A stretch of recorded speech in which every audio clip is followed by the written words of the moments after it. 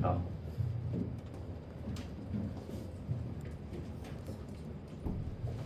오늘은 먼저 제가 이제 개회사를 감히 이제 진행을 해볼 거고요. 이제 이 자리를 더욱 빛내주고 계신 그 교수님들의 축사가 뒤따르겠습니다. 그 다음에는 각 학회 회장이 본인이 속한 학회를 이제 좀 소개를 해드리는 시간을 가지도록 하겠고요. 학회 소개가 끝난 뒤에는 본격적인 프로그램을 시작하도록 하겠습니다. 프로그램은 이제 1부랑 2부로 구성이 돼 있어요. 그래서 1부는 각 학회 학회원들이 발표를 하는 시간을 가지도록 할 거고요. 그런 뒤에 2부에는 네트워킹 세션이 있을 예정인데 이에 대한 자세한 내용은 여기 앉아 계신 문화팀장님, 유미진님께서 추후에 말씀을 드리도록 하겠습니다. 그런 뒤에 마지막으로 저희 야이의 회장인 박중현님이 아마 이때쯤에 도착해 있을 텐데요. 그때 폐회사를 드리도록 하겠습니다.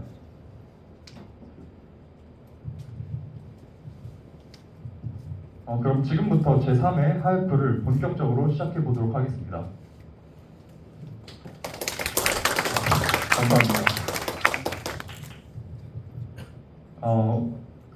하이프 컨퍼런스는 아실 분들은 다 아시겠지만 이번 학기로 3회차가 되었습니다. 여기 화면에 그 사진들이 보이는데 이 사진은 이제 고려대학교 애기능 생활관에서 진행했던 저번 기수에 진행을 했던 하이프 컨퍼런스 사진입니다. 이전 학기에 오셨던 분들께서는 기억하시겠지만 2회차 하이프 컨퍼런스는 이제 보통 논문 리딩이나 혹은 자신이 진행했던 프로젝트 발표 중심으로 이루어졌었어요. 그런데 사실 논문 리딩이나 프로젝트 발표는 각 학회에서도 이미 내부적으로 진행을 하고 있잖아요. 그래서 좀 더 새로운 활동으로 구성되었으면 좋겠다라는 피드백들이 있었습니다. 그래서 이번 3회차 하이프에서는 논문이나 인터넷에서 쉽게 접할 수 없는 뭔가 학회원들의 연구 혹은 실무 노하우 그리고 네트워킹을 중심으로 진행이 될 수 있도록 크게 개편하였습니다. 프로그램을 새롭게 개편하는 과정에서 각 학회 회장단들이 주말에도 모이고 비대면으로도 활발하게 소통을 하는 등 정말 열심히 준비를 했던 기억이 있는데요. 저희 회장단들끼리 프로그램을 열심히 준비한 만큼 여러분들이 오늘 이 자리에서 여러분의 커리어와 연구에 뭔가 좀 더 보탬이 될 수 있을 만한 것들을 얻어가셨으면 좋겠는 바람이 있습니다. 오늘 저희 하이프 컨퍼런스에 야이의 지도 교수님이신 김선주 교수님께서 이 자리에 참석해 주셨는데요. 교수님께서는 이제 밀라노에서 진행된 ECCB에서 출장을 가셨다가 어제 저녁에 귀국한 것으로 알고 있습니다. 바쁜 일정 와중에도 컨퍼런스에 참석해 주신 교수님께 감사와 환영의 박수를 보내면서 강단 위로 교수님을 모시도록 하겠습니다. 네, 안녕하세요. 저희 야이 지도교수를 맡고 있는 김선주라고 합니다. 반갑습니다.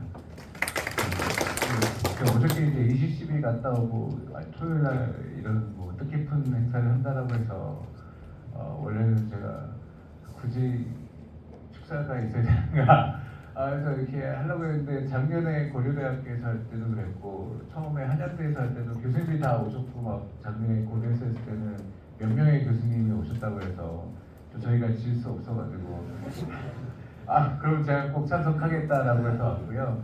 또 저희 AI학과에서 떠오르는 저희 스타 교수님을 한번 모시고 왔습니다. 일단 소개를 드릴게요. 저희 인공지능학과의 이용원 교수님 소개드리겠습니다.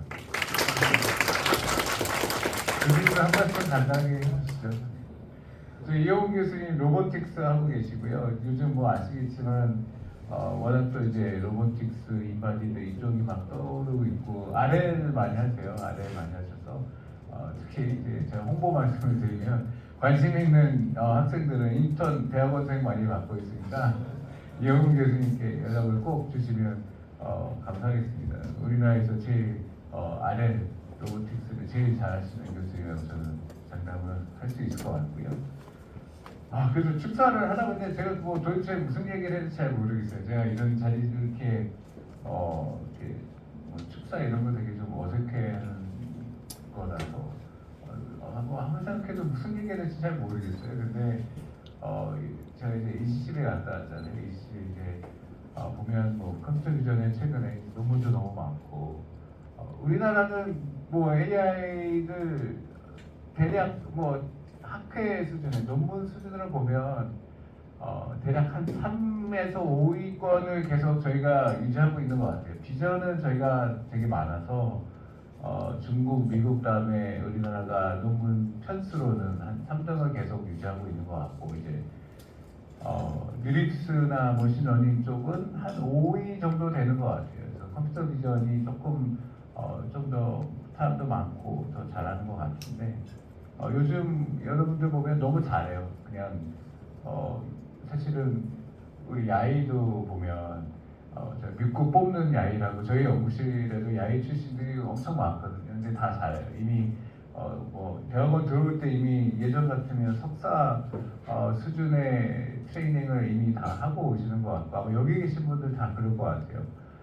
그런데 근데 여러분들 왜 AI 하시는지 사실 궁금하기는 해요. 너무 열심히 해서 제가 예전에 학교 다닐 때 동아리는 맨날 노는 동아리였는데 저 인공지능 동아리 보면 맨날 공부만 해요. 그래서 뭐가 이렇게 재밌을까 인공지능이 되게 신기하거든요. 근데 여러분들은 그냥 순수 재미있어서 하시는 건가요? 아니면 이거 AI를 내가 지금 막 해야 여러분들 후에 커리어가 더 좋아질 것 같아서 하시는 건가요? 뭐 다 어느 정도씩은 다 섞여 있을 것 같아요. 그래서 사실은 이렇게 요즘 분위기 보면 우리 학부 친구들도 너무 열심히 하고 대학원생들도 다 열심히 해서 뭘 더 열심히 하세요라고 하는 건 정말 의미가 없는 것 같고 사실은 이 어른들이 더 잘해야 될 것 같아요. 그러니까 어떻게 보면 개인적으로 가장 아쉬운 거는 우리나라에는 오픈 AI가 없고 메타가 없고 구글, 딥마인드, 뭐 마이크로소프트 같은 흔히 얘기하는 이제 빅테크가 없는 게 개인적으로 너무 아쉽거든요. 이렇게 우수한 탤런트들이 이렇게 많이 있는데 막그 졸업을 하고 나서 여러분들의 꿈을 정말 마음껏 펼칠 수 있는 그게 없는 게 너무 좀 항상 아쉽습니다. 그래서 아마 이제 그런 것들을 여러분들이 이렇게 열심히 공부하고 준비를 하시는데 그 꿈을 펼칠 수 있는 그 공간, 회사, 뭐 연구소가 뭐가 됐든 그런 거를 우리나라에서 좀 더 많이 만드는 거를 그거는 저희 이제 어른들이 좀 더 노력해야 될 것 같아요. 그런 게 더 있으면 얼마나 좋겠어요. 그래서 이제 마이크로소프트가 이제 MSRA라고 있죠. 마이크로소프트 리서치 아시아가 이제 사실상 지금의 중국 AI를 만들었다고 저는 믿거든요. 그래서 중국 베이징에 연구소가 있었고 거의 굵직한 사람들이 다 거기 출신이에요. 아마 여러분들이 가장 잘 알만한 사람이 이제 카이밍도 베이징에서 인턴하고 이제 또 지금의 카이밍이 되는데 이제 도쿄에 MSRA가 또 이제 생기거든요. 그러면 이제 서울에도 좀 있으면 좋겠고 그래서 그런 것들도 뭐 많은 분들이 좀 유치하려고 노력 중이니까 응원해 주시면 좋을 것 같습니다. 그래서 뭐 딱히 제가 뭐 더 응원의 메시지를 드리는데 여기 혹시 궁금한 거 있으면 뭐 이용훈 교수님이나 저희가 항상 이제 질문 받는 걸 좋아해가지고 혹시 질문 있으시면 뭐 어떤 거든 뭐 궁금한 거 혹시 있으시면 질문을 받을 수 있을 것 같아요. 네. 저희 연구실이요? 저희 연구실은 컴퓨터 비전 하는 연구실이고요. 개인적으로는 원래 이제 그 컴퓨테이셔널 포토그래피라고 해서 뭐 이미지 프로세싱, 인핸스먼트, 레스토레이션 등등 이제 이런 쪽을 하다가 계속 커져서 이제 비디오 쪽 요즘에 비디오를 제일 많이 보는 것 같아요. 비디오 언더스탠딩 쪽을 많이 보고 있고 뭐 사실 비전 하는 맵들 하는 거 다 똑같지 않나요? 요즘에 뭐 디퓨전 혹은 널프 가우시안 스프레딩 논문이 제일 많이 나오는 분야는 그쪽인 것 같고 당연히 이제 그쪽 하는 학생들도 있지만 개인적으로는 비디오를 우리가 롱 비디오를 온라인으로 어떻게 이해를 해서 더 확장된다면 뭐 이제 이용훈 교수님이나 로봇 파운데이션 모델을 우리가 사실 로봇 쪽이 제일 어려운 게 데이터가 지금 이제 트레이닝 데이터가 없는 게 가장 어려운 점이라고 보면 비전에서 늘 쓰는 이제 유튜브 비디오 같은 거를 갖고 우리가 로봇을 어떻게 학습시킬 수 있을까 뭐 이제 이런 거에 대한 고민을 좀 하고 있습니다. 그래서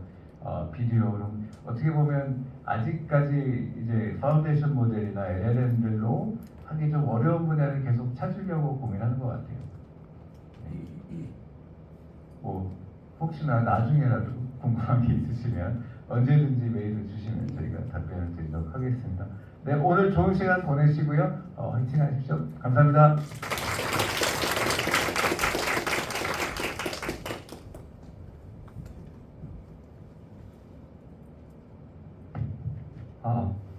교수님께 다시 한번 뜨거운 박수 부탁드립니다. 김선주 교수님께서 그 말씀을 해주셨지만 오늘 특별히 연세대학교 이영훈 교수님도 참석해 주셨어요. 저희가 또 교수님의 소중한 한마디를 듣지 않을 수가 없습니다. 이영훈 교수님 강단 위로 모시겠습니다. 박수 부탁드립니다. 네, 안녕하세요. 저는 올해 이제 인공지능학과 연세대학교에 부임한 이영훈이라고 합니다. 저 이제 소개해 주셨던 것처럼 강화학습, 로봇학습 연구를 하고 있고요. 딱히 좋은 말씀 많이 해주셔서 제가 더 붙일 건 없고 이런 거 학회 활동 이렇게 하고 계신 거 보니까 너무 부럽고 대단하신 것 같아요. 오늘도 재밌게 좋은 시간 보내시고 나중에 강화학습이나 로봇학습 관련해서 궁금한 게 있으시다거나 도움이 필요하시면 언제든지 편하게 연락을 주시면 좋을 것 같습니다. 네, 좋은 시간 보내시길 바랍니다.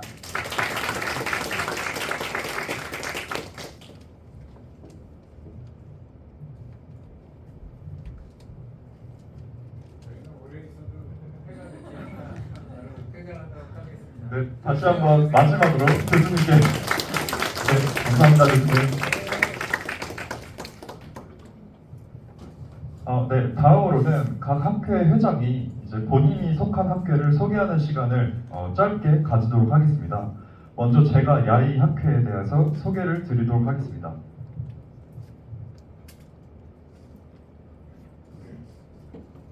네. 서정민 부회장님 어디 가셨죠? 네. 학회 소개에 앞서 원래 저희 야이의 회장단을 먼저 소개해 드리려고 했는데요. 일단 서정민 부회장님은 잠깐 나가셨다고 하니까 여기 이제 유미진 부회장님을 소개해 드리도록 하겠습니다. 네, 박수 부탁드립니다. 네, 이따가 2부 진행을 맡아서 해주실 테니까 이따가 또 소개를 또 드리는 시간이 아마 있을 것 같습니다. 그리고 이제 저를 소개해 드리자면 저는 야이에서 학술팀장을 맡고 있는 김준혁이라고 합니다. 네, 오늘 박수를 칠 일이 너무 많은 것 같은데 과분합니다. 감사합니다. 저는 저희 야이는 연세대학교 최초의 인공지능 학회입니다. 야이는 그만큼 규모가 굉장히 큰 학회인데 60명을 넘는 학회원으로 구성되어 있고 또 대학원생들도 상당수 구성되어 있습니다. 그만큼 학회원들의 관심사가 정말 다양한 편인데 그래서 저희는 2달마다 수요 조사를 받고 학회원들의 관심사에 발맞춰 팀을 편성하고 있습니다. 여기 화면에 보시면 컨텍스트 옵티마이제이션, MLOps, 그리고 오디오 팀, 메디컬 프로젝트 팀도 있는데요. 특히 이번 기수에는 LG 아이머스라는 이론 및 실무 프로그램에 참여한 팀도 있었습니다. 저희 학회 자랑거리 중에 하나인데요. 저희 학회는 이제 다양한 회사와 산학협력도 매우 활발하게 진행을 하고 있습니다. 최근에는 프리베너틱스라는 메디컬 회사와 협력해서 위내시경 이미지를 기반으로 개인화된 리포트를 생성하는 태스크를 성공적으로 수행해냈습니다. 그리고 또 마음이 맞는 학회원들끼리 공모전도 활발하게 나가고 있습니다. 저희 학교에서는 또 야이 컨퍼런스라는 특별한 프로그램이 매 기수마다 진행되고 있습니다. 로봇러닝 팀이 로봇팔로 야이 블럭을 조합하는 프로젝트를 진행해 주셨고 여기 이번에 야이 바위 팀이 이제 오브젝트 트래킹을 통해서 야바위 게임을 푸는 프로젝트를 진행해 주셨습니다. 그리고 박보검 님께는 죄송하지만 제가 진행했던 빡보검이라는 팀도 있었는데요. 이상한 뜻이 아니고 빡빡하게 보고서를 검수하자 라는 뜻입니다. 또 마지막으로 오래된 사진을 복원하는 팀도 있었습니다. 지금 소개해드린 팀 이외에도 많은 팀들이 열심히 아이콘에 참가해 주셨습니다. 오늘 소개해드린 내용 이외에도 아이스 브레이킹 세션, 교수님 특별 강연 세션 등 새로운 도전을 계속하며 더욱 발전하는 야이가 되고 있다고 생각합니다. 야이에 대한 소개는 여기서 마치도록 하겠습니다. 감사합니다. 다음으로 고려대 아이쿠와 한양대 하이에서 학회 소개가 있겠습니다.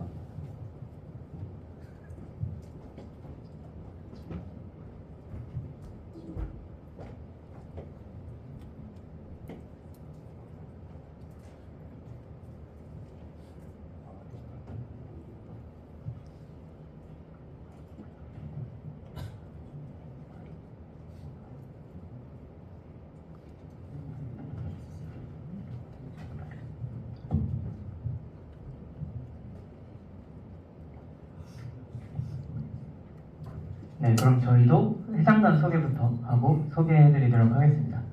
안녕하세요. 저는 고려대학교 유일 김러닝학회 아이쿠에서 4기 학회장을 맡고 있는 김민영입니다. 안녕하세요. 저 고려대 학회 아이쿠에서 부학회장을 맡고 있는 성준영입니다.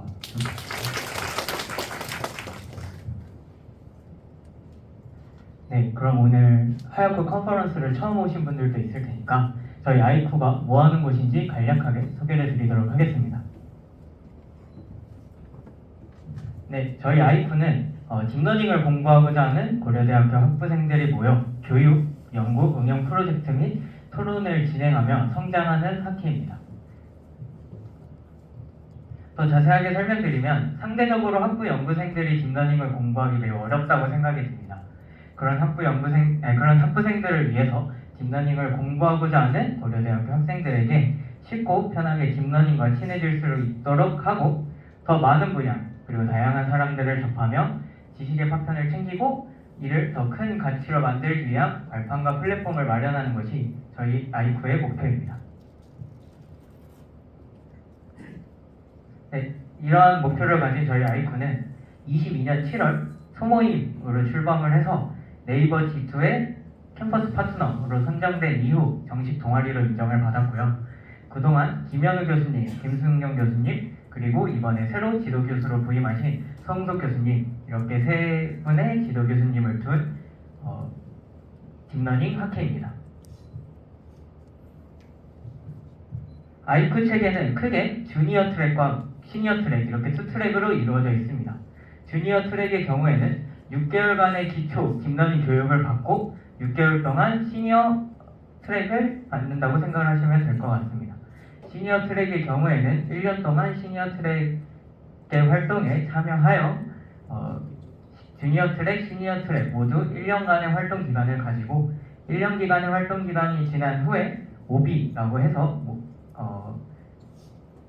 선택적으로 학술 활동에 참여할 수 있는 체계로 구성이 되어 있습니다. 아이쿠 주니어들의 경우에는 이렇게 세 가지 프로그램에 참여할 수 있는데요. 첫 번째 프로그램인 딥인투딥의 경우에는 방학 동안 14회차에 걸쳐 딥러닝에 대한 기초적인 지식을 쌓고 저희 아이쿠에서 자체적으로 제작한 프로그래밍 7개의 프로그래밍 과제를 통해 실질적인 AI 기술을 얻게 됩니다.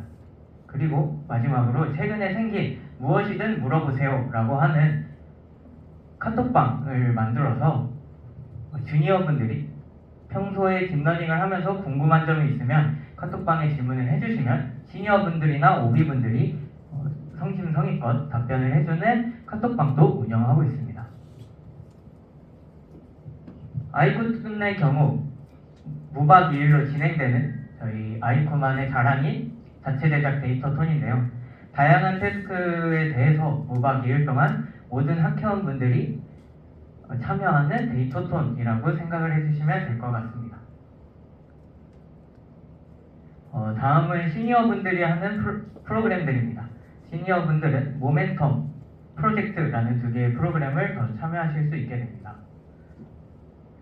세미나 혹은 모멘텀의 경우에는 다양한 딥러닝에 대한 정보를 공유하거나 딥러닝에 관련된 심도 깊은 논문들을 리뷰하는 세미나와 모멘텀이 있고요. 그 다음에 외부에서 연사분들을 초청을 해서 다양한 딥러닝 지식을 얻을 수 있는 연사 초청 특강도 준비되어 있습니다. 다음은 스터디입니다. 각 학회원분들이 정규 세션만으로는 얻을 수 없는 자신의 관심 분야에 대해 더욱 깊게 공부하기 위해서 논문, 강의, 책 등을 선정하여 학회원분들끼리 딥러닝에 대해서 공부를 하는 스터디도 마련이 되어 있습니다. 그 다음은 프로젝트입니다. 현실 세계의 문제를 해결하거나 뭔가 있으면 좋을 것 같은 딥러닝 모델들을 실제로 만들어보는 딥러닝 프로젝트도 진행을 합니다. 1년의 학회 활동 기간 중 총 3개 이상의 프로젝트를 완료를 하셔야 OB로 승급이 가능합니다. 아이쿠는 이제 대내 활동뿐만 아니라 외부로도 많은 활동을 하여 저희 아이쿠에 대해서 이름을 알리고 있는데요. 먼저 학부생 신부님에도 불구하고 일저자로 논문에 참여를 하셔서 주요 학회에 어셉이 되신 분들도 많이 계시고요. 그 외에도 다양한 대회, 2023년 정보대학 데이터톤, 한국어 AI 경진대회, 그 다음에 2024년 소프트웨어 중심대학 경진대회, 그리고 데이터톤뿐만 아니라 해커톤 부분에서도 많은 분들이 참여하여 수상을 하셨습니다. 그리고 잠깐 재미있는 사실 알려드리면 저기 한국 AI 경진대회에 계신 이상민 분은 지금 야이 소속으로 알고 있는데 이렇게 알고하시면 좋을 것 같습니다. 근데 이 내용만 들으면 저기 너무 공부만 한다, 너무 재미없는 거 아닌가 라는 생각을 하실 수도 있을 것 같은데 저희 절대 공부만 하는 건 아닙니다. 신입 기수가 뽑히게 되면은 저희는 MT와 친해지길 바라라는 학회원들끼리의 네트워킹을 도모할 수 있는 그런 다양한 프로그램들을 운영하고 있고요. 그뿐만 아니라 정기 학교 행사 중 하나죠. 고연전이나 만우절에 짜장면을 먹는 핫짜나 중짜와 같은 것들도 이제 학회원분들끼리 모여서 함께 참여하는 이런 다양한 네트워킹 프로그램들도 준비가 되어 있습니다. 네, 오늘 제 발표를 듣고 아이쿠에 대해서 더 관심이 생기셨다면 아이쿠 노션이나 아이쿠 유튜브를 통해 아이쿠가 더 어떤 활동을 하고 있는지 확인하실 수 있으니까 여기 참고해 주시면 감사드리겠습니다. 네, 이상으로 아이쿠 소개를 마치도록 하겠습니다. 감사합니다.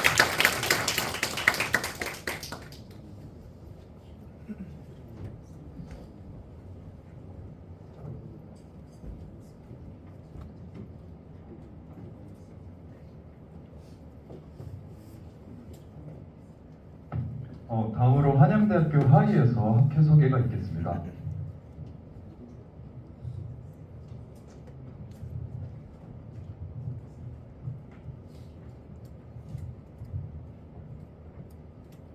네, 저희도 회장단을 먼저 소개를 하고 진행을 하도록 하겠습니다. 안녕하세요. 저는 24년도 하이 회장을 맡고 있는 김동아라고 합니다. 안녕하세요. 저는 하이 부회장을 맡고 있는 양혁준이라고 합니다.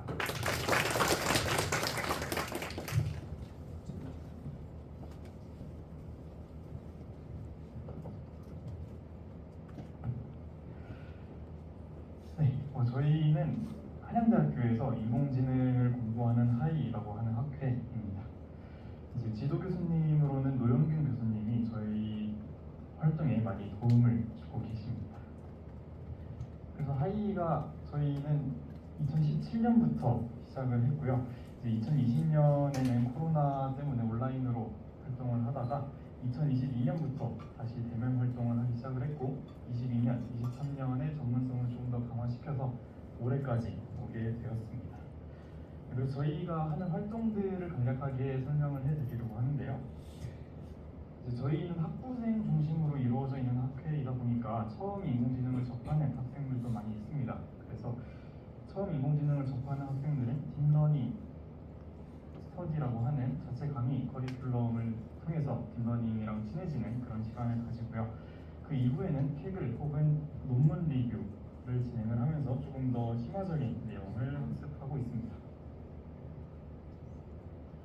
저희가 이제 목표로 하는 것들에 대해서 설명을 드리려고 하는데요. 앞에 보이시는 것처럼 네트워킹과 강연 그리고 팀 프로젝트입니다.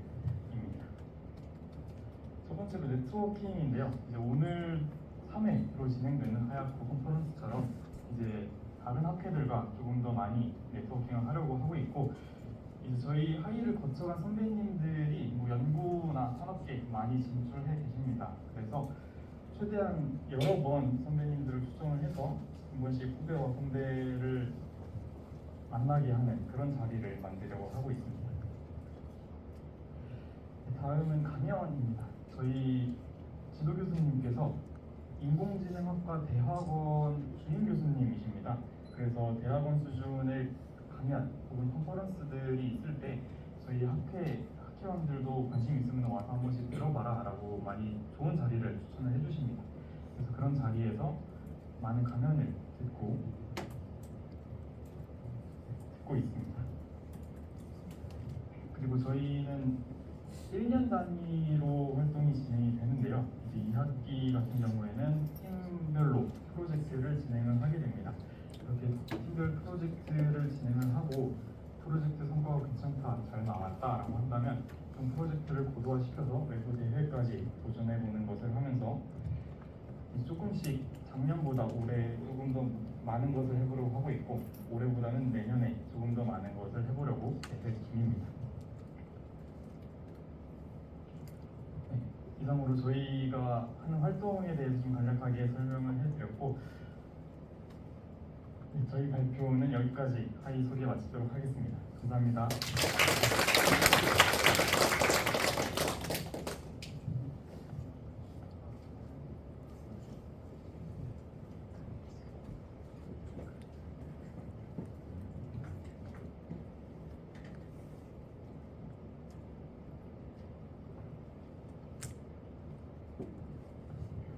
네.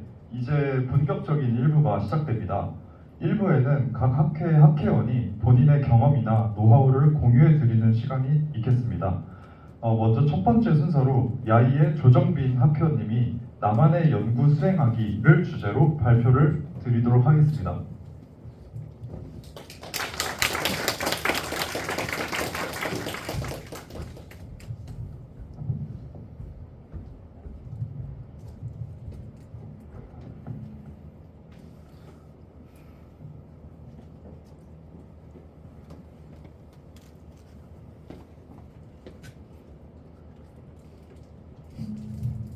네, 안녕하세요. 연세대학교 멀티모달고시 조정빈입니다. 사실 제가 생각한 하얀프는 제가 1회 참가, 첫 1회 때 참가했었거든요. 근데 그때는 또 그냥 진짜 동아리끼리 모여서 약간 발표하고 그런 느낌이었는데, 오늘은 막 양국도 있고 연구실, 저는 교수님들이 안 가실까봐 진짜 조마조마했어요. 안 가셔도 가시고, 그래서 오늘 나만의 연구생 하기로 이제 주제를 잡았는데, 사실 저는 이제 저의 그냥 경험을 이제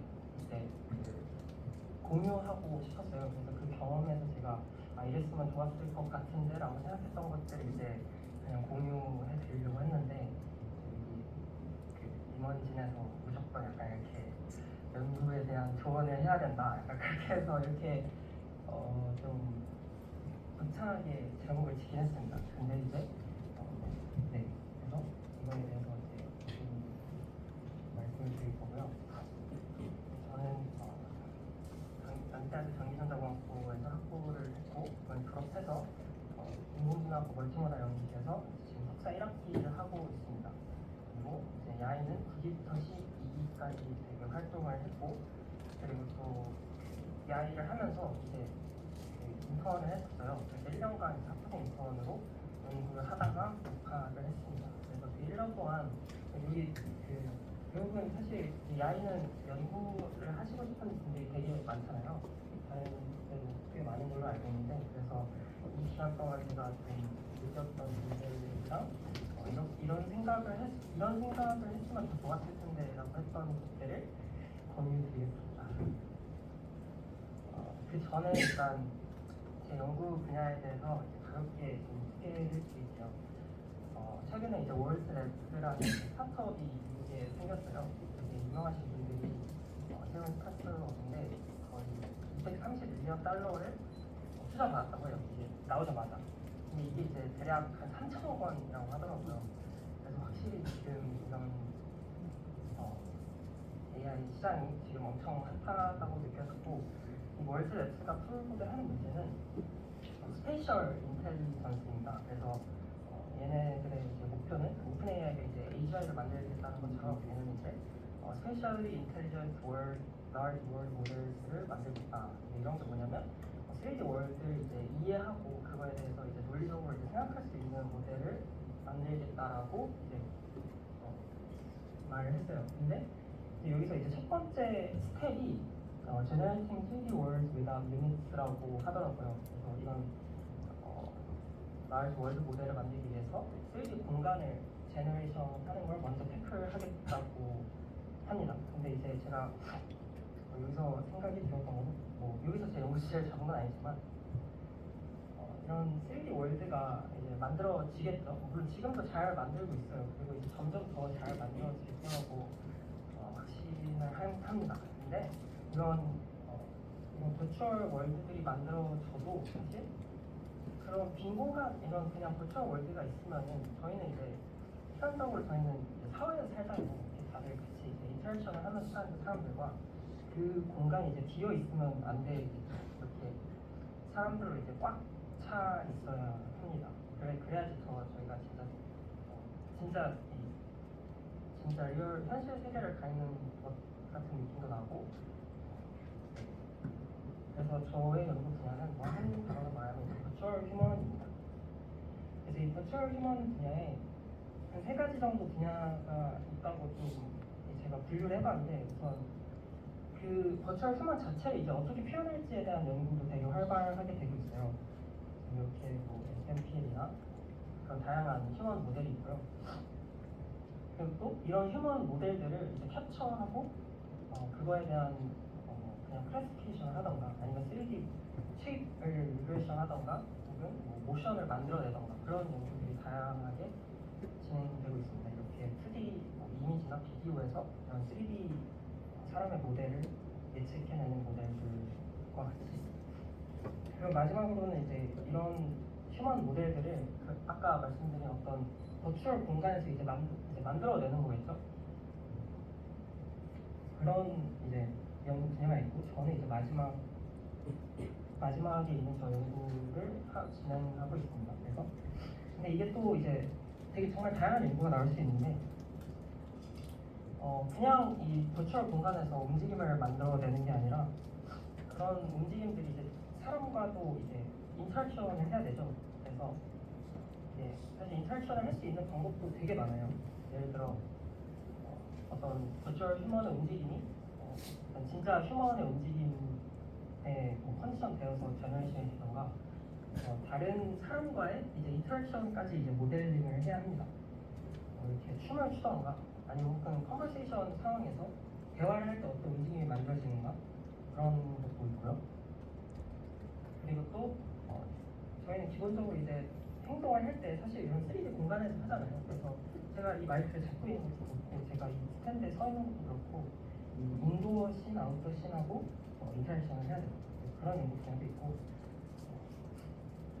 또 우산을 잡는다든지 혹은 핸드폰을 든다든지 그런 노트북을 타이핑을 한다든지 다양한 오브젝트와의 움직임도 이제 만들어낼 수 있어야 합니다. 그래서 사실 이 하나의 분야에서도 되게 다양한 연구가 진행이 되고 있습니다. 그래서 저는 이제 학부 기간 동안 어떤 휴먼 에이전트가 이제 움직임을 하는데 그게 이제 실제 사람과 구별이 되지 않도록 이제 만들어내자 해서 이제 주로 베이스 관련된 연구들을 했었어요. 근데 이제 대학원 와서 이제 모션까지 이제 하려고 지금 노력하고 있습니다. 그래서 이제 제가 이런 이제 학부생 때 이런 연구들을 했었는데 그러면은 되게 학부생 저도 되게 그 동기가 엄청 강했거든요. 근데 저 같은 사람들 되게 많을 것 같다는 생각이 들어요. 그래서 이제 학부생의 연구에 대해서 조금 말씀을 드려보도록 하겠습니다.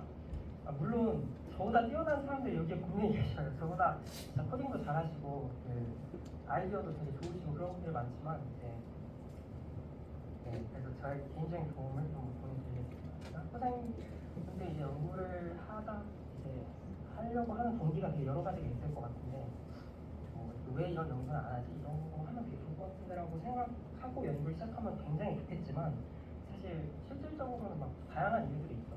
논문을 써서 더 좋은 박사 유학을 가고 싶다. 혹은 미리 연구를 시작해서 논문을 빨리 이제 대학원생 돼서 찍어내고 싶다. 나도 내 연구를 해보고 싶다. 그리고 이제 뭐 논문들 있다 보면 아니 이게 뉴이츠야? 이게 CPI라고 그리고 나도 충분히 할 수 있을 것 같은데 왜 나 이거 안 하고 있지? 뭐 그런 생각이 있을 수도 있어요.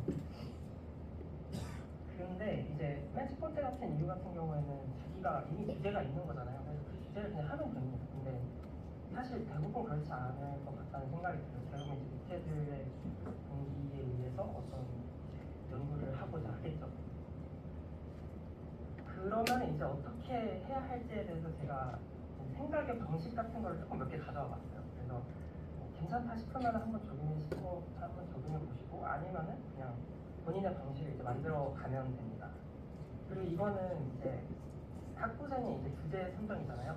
실제로 이제 연구원이 되시면 저도 그러려고 노력하고 있는데 사실은 뭐 되게 자주 나오는 말들이 진짜 중요한 문제를 골라서 그거를 풀어라 뭐 약간 그런 말들 하잖아요. 이제 뭐 그러면 당연히 좋겠지만 사실 학부생 입장에서 아 지금 이 문제를 내가 풀어야겠다 하고 그거를 탑다운으로 연구 주제를 잡기가 진짜 쉽지 않아요. 그래서 이렇게 해보면 어떨까라고 생각해서 제가 좀 적어봤습니다. 그래서 일단 주제 선정을 해야 되잖아요. 그러면은 어떤 연구를 해야 될지부터 일단 생각을 해봐야 돼요. 근데 이때 연구의 틀을 잡아서 생각하면 되게 좋다고 생각이 들었어요. 근데 이 연구의 틀이 뭐냐면 논문들이 되게 논문들 정말 많잖아요. 근데 그 중에서 주제별로도 나눌 수가 있죠. 그죠? 근데 주제별로도 나눌 수가 있는데 그 각각의 연구 분야에서 논문에 이건 데이터셋 논문이다. 이거는 뭐 모델링 논문이다. 이거는 새로운 테스트를 제시하는 논문이다. 이런 게 되게 많잖아요. 그래서 그 틀을 잡고 생각하면 되게 좋다는 생각을 했습니다. 근데 제가 지금 되게 broad하게 말했는데 우선 사실 데이터셋 논문 안에도 컨설된 데이터, 뭐 유튜브 데이터, 뭐 이미지 웹 데이터 그런 거에서 크롤링을 해서 되게 컨트리뷰션이 될 수도 있고 그런 논문도 되게 많고 혹은 뭐 에고 엑소 보디 같은 되게 큰 데이터셋들이 있어요. 비디오 데이터셋들. 그런 데이터셋들의 서브셋을 어떻게 큐레이션을 잘 해서 논문을 쓸 수도 있고 혹은 NLP 연구는 벤치마크 되게 많이 만들잖아요. 이런 벤치마크를 만든 연구가 될 수도 있고 그래서 이 논문은 어떤 논문인가 그리고 이런 논문 연구의 틀들이 있다라는 거를 정립을 하고 가면 되게 좋은 것 같아요. 되게 모델링 논문에도 뭐 그런 것들이 다 있겠죠. 그리고 이제 저런 것들을 좀 잡아서 이제 생각을 해보고 이런 논문 연구의 틀이 있구나라고 생각을 해보고 그 틀에 대한 장단점을 좀 파악해보면 좋을 것 같아요. 그래서 모델링 논문 같은 경우에는 이제 메소드 드리븐 논문이잖아요. 그래서 안 좋은 점들이 이제 내가 이거를 쓰면은 성능이 높아지겠지라고 생각을 하고 논문을 시작해요. 근데 성능이 안 나와요. 그러면은 그냥 방향을 잃게 돼요. 그래서 그런 단점들이 있고 대신에 이제 되게 깔끔한 세팅에서 연구를 할 수가 있어요. 전에 어떤 데이터셋 논문이 나와서 뭐 매트릭이나 툴 프로세싱이나 그런 걸 이미 다 해놓은 거예요. 그러니까 이런 거에 대해서 생각할 필요가 없죠. 어떤 새로운 테스트를 제시하는 논문 같은 경우에는 되게 생각할 게 많아요. 아무도 가보지 않은 길을 가봐야 되고 그리고 이게 필요한 건지 그리고 내가 이렇게 푸는 게 이제 정당성이 있는지 물리적으로 타당한지에 대해서도 되게 고민을 많이 해야 돼요. 대신에 베이스라인이 없잖아요. 그냥 랜덤한 베이스라인을 만들고 진짜 라이브한 베이스라인을 만들어 놓고 그러면 사실 그것보다 그거한테 지면은 사실 연구하면 안 되겠죠? 네, 그래서 그것들이 그냥 이길 수밖에 없어요. 그래서 뭐 저런 장점이 있다. 근데 이런 것들이 되게 많은 것 같아요. 지금도 되게 브로드하게 써놨는데 아까 써놓은 것처럼 크롤링 데이터셋을 크롤링해서 쓰는 논문에 이런 장단점이 있다. 큰 데이터셋에 서치를 만드는 데이터셋 논문에 이런 장단점이 있다. 이런 걸 생각을 좀 해보면은 되게 연구 주제를 선정할 때 좋을 것 같아요. 그래서 이 장단점을 파악하고 그다음에 이제 내가 뭘 잘할 수 있는지를 이제 파악을 해야겠죠. 이게 어렵겠지만 그래서 뭐 되게 다양한 사람들이 있는 것 같아요. 코딩은 정말 잘하는데 뭔가 새로운 거에 좀 약하신 분들이 있어요. 그리고 코딩은 정말 잘하는데 아니 코딩은 약한데 인사이트가 되게 좋은 분들이 있고 또 그냥 코딩도 못하시고 뭐 인사이트도 안 좋은 것 같은데 논문을 그냥 막 100개씩 읽는 사람도 있어요. 그냥 모르는 게 없어요. 그냥 테크니스 올리면 이거는 이래서 뭐 이렇습니다 이러시는 분들이 있어요. 그래서 저게 다 사실 개인의 연구 스타일이고 개인 장점이잖아요. 그러면은 내 강점을 좀 파악하고 앞서 좀 내가 정한 그 연구 틀에 좀 이렇게 매칭을 해서 그 연구 틀을 고르고 연구를 시작하면 좋지 않을까라는 생각을 좀 하고 있습니다. 그러면 이제 연구 틀을 저희가 선택을 했어요. 그러면은 이제 아이디어를 탐색해야죠. 근데 이제 대부분 뭐 관심 분야가 없으신 분들도 있지만 대부분 되게 브로드하게 조금이라도 있잖아요. 예를 들어 뭐 비디오에 관심 있다, 휴먼 모션에 관심 있다, 저 같은 경우는 그럴 텐데 그러면 이제 그냥 거기에 그냥 대입을 하면 돼요. 나는 비디오 인스턴스 세그멘테이션에서 어떤 메소드를 써서 소타를 찍어볼래. 나는 엔지니어링에 되게 자신이 있으니까. 나는 휴먼 모션 제너레이션에서 나는 엔지니어링이 좀 약하지만 되게 새로운 테스트 정의하고 안 가보는 데를 좀 가보고 정당성을 논리적으로 이제 전개하는 걸 좋아해. 그러면 저한테 새로운 테스트를 정의할 거야. 뭐 이렇게 해볼 수 있을 것 같습니다. 근데 저렇게 한다고 이제 논문을 쓸 수는 없잖아요. 저거는 그냥 어떤 분야에서 어떤 논문을 쓸 거라는 어떤 그런 포부고, 그럼 이제 진짜 논문을 쓰려면 그 아이디어가 있어야 되잖아요. 그거는 사실 각자 해야 되는 것 같아요. 뭐 요즘은 AI도 하니까 여러분들이 충분히 하실 수 있을 것 같고요. 그리고 여기 이제 아이디어를 탐색할 때 어떤 그런 말들을 많이 하잖아요. 이제 저희가 이제 대학원생들이 교수님하고 이제 미팅을 하면은 이런 아이디어가 있다. 그러면 이제 교수님들이 한 90%가 이거 노벨티였다라고 하거든요. 그래서 그런 노벨티가 무엇인지에 대해서 지금 AI 분야에서는 이런 거를 노벨티라고 하고 있구나. 이런 것도 좀 정리된 표현가 있어요. 이거를 한번 읽어보시고 한번 아이디어를 잘 탐색을 해보시면 좋을 것 같습니다. 혹시 여기까지 질문 있나요? 네. 네.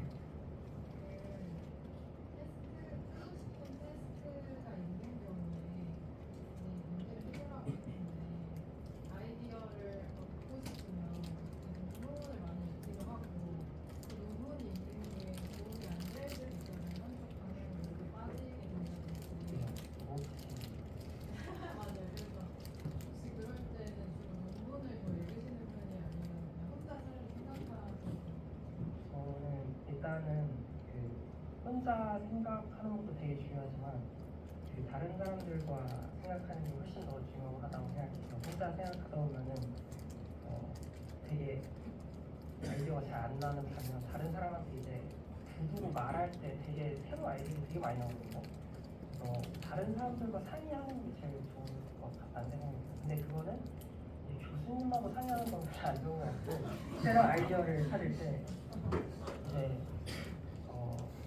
또래 인턴들이나 선배들이나 아니면 그냥 친구들하고 술 먹으면서 저를 상의할 때 논문은 당연히 많이 읽어야 되는 거고요. 네, 그렇습니다. 그래서 이제 아이디어를 찾았다고 이제 쳐요. 그러면은 이제 연구를 해야겠죠. 근데 이게 진짜 무서운 것 같아요. 이게 사실 이게 자기가 낸 주제가 좋은지 안 좋은지 판단할 수 있는 방법이 없어요. 그래서 어떤 선배나 교수님한테 이제 확신을 받으면 그게 제일 좋죠.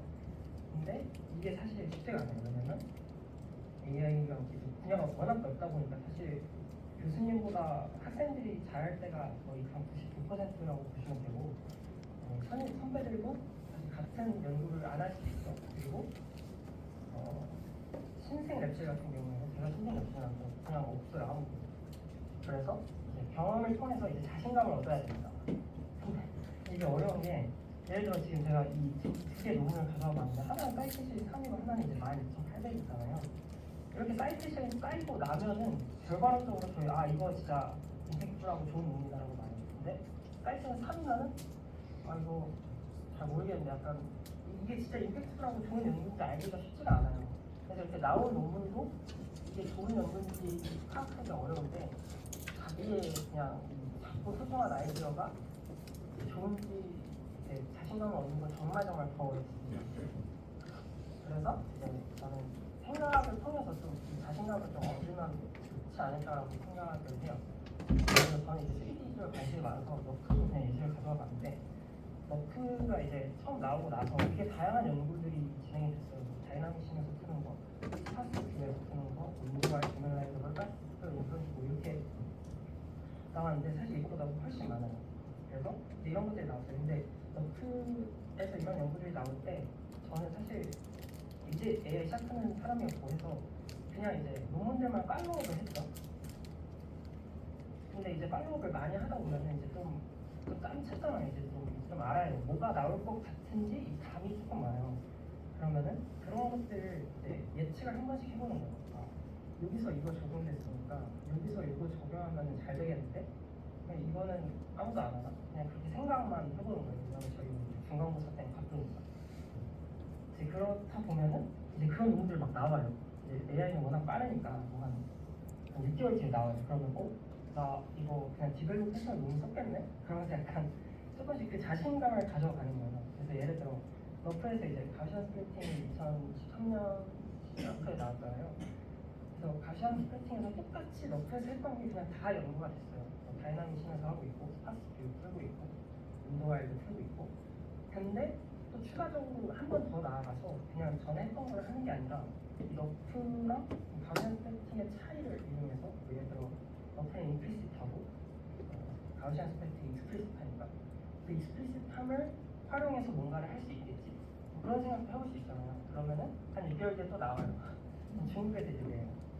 역시 내가 나쁘지 않구나. 약간 그런 자신감을 얻는 게 되게 좋은 것 같아요. 근데 이게 비단 어떤 새로운 테스트, 어떤 새로운 연구 분야를 파는 게 아니라 그냥 제너럴라이즈블한 어떤 3D 씬이라고 했을 때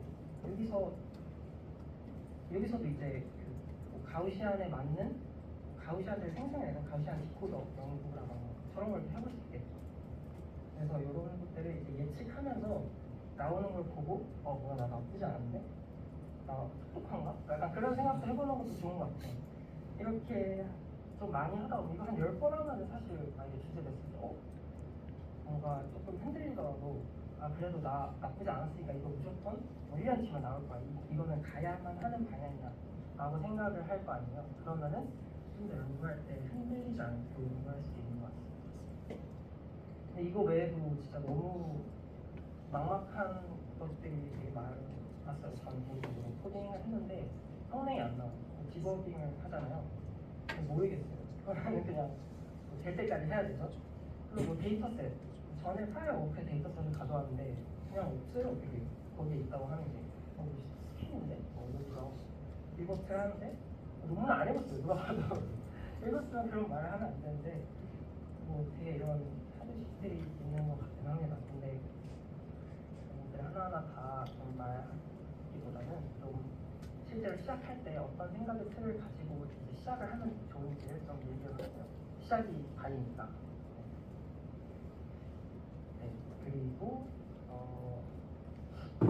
마지막으로 이제 좀 말씀드리고 싶었던 거는 저는 개인적으로 이 야이에서 활동했던 그 세미나들이 정말 저한테 도움이 많이 줬거든요.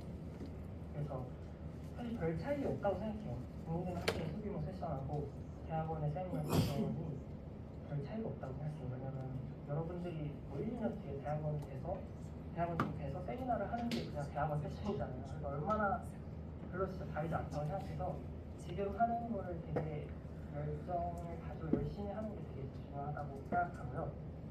또 아까 약간 관심사는 좀 정해져 있는 것처럼 제가 말했었는데 사실 그 관심사 정한 것도 일이잖아요. 나 3D도 좋고 NLP도 좋고 뭐도 좋고 하는데 뭐 하지? 근데 그냥 정하는 것 같아요. 일단 정하고 하는 게 제일 좋지 않나라는 생각이 또 들고요. 그리고 또 사실 제가 이제 말씀드린 생활의 스타일 같은 거는 사실 바텀업이잖아요.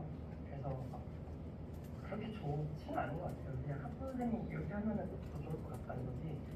그래서 뭐 나중에는 이제 여러분들이 막 해외로 나아가서 그럴 때는 얼티메이트 돌을 갖고 탑다운 리서치 하는 게 훨씬 더 좋겠죠. 네.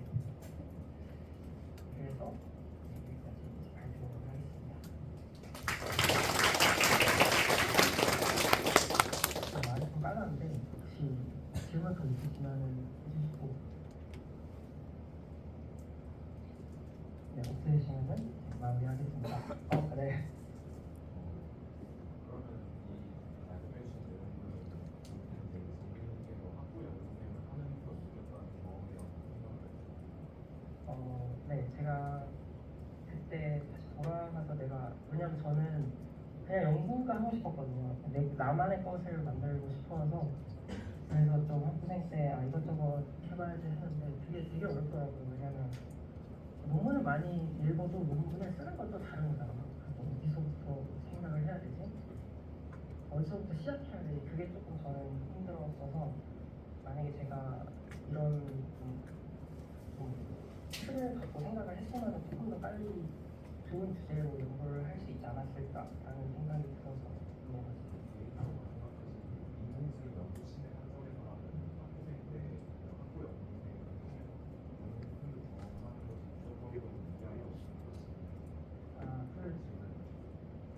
무조건 굉장히 무조건적으로라는 건 사실 있잖아요. 네, 무조건적으로는 없지만 그건 있는 것 같아요. 그러니까 진로 고민을 하잖아요, 보통 학부생 때. 근데 되게 불확실한 게 많잖아요. 근데 또 보통 이제 제가 본 야이 분들은 확고했거든요. 나 연구할 거다. 대부분 다 연구할 거다라고 했어요. 근데 그게 확고하면은 사실 그냥 지금부터 해도 되잖아요. 그래서 그냥 빨리 하는 게 좋지 않을까? 그리고 아까 말씀한 것처럼 보통 이제 유학을 가고 싶다거나 되게 좋은 학교를 가고 싶고, 중국 사람들은 너무 막 학생 3개씩 있거든요. 그러니까 네, 그렇게 해서 정해지면은 그냥 해도 나쁘지 않지 않나라고 생각합니다. 무조건적으로 좋은 건 아니고 학점이 더 중요할 수도 있죠. 그래서 학점이 맞아요. 여기에서는 이제 분야별로 팀 세션을 주시는 거잖아요. 그러면 자신의 관심 분야가 어느 정도는 있더라도 여러 분야를 팀 세션으로 경험해 주는 거 생각하시나요?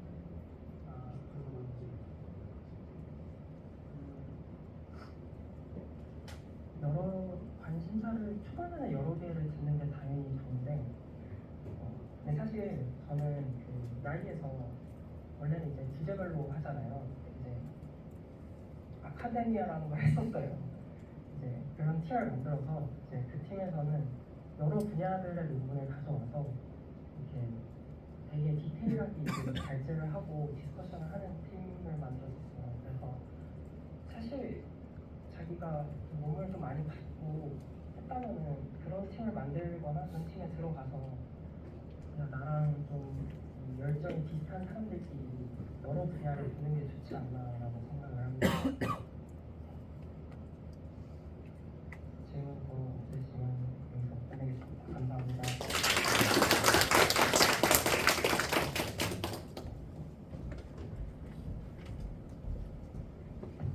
정빈님, 목걸이가 잘못돼서 네, 이거 가져가시면 되겠어요.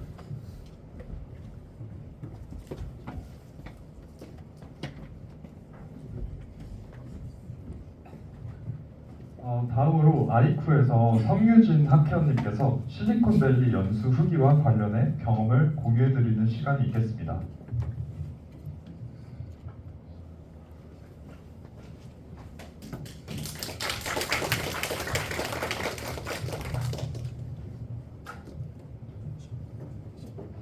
제가 영상도 준비했는데 PDF라서 일단은 사진을 중심으로 한번 발표하도록 하겠습니다.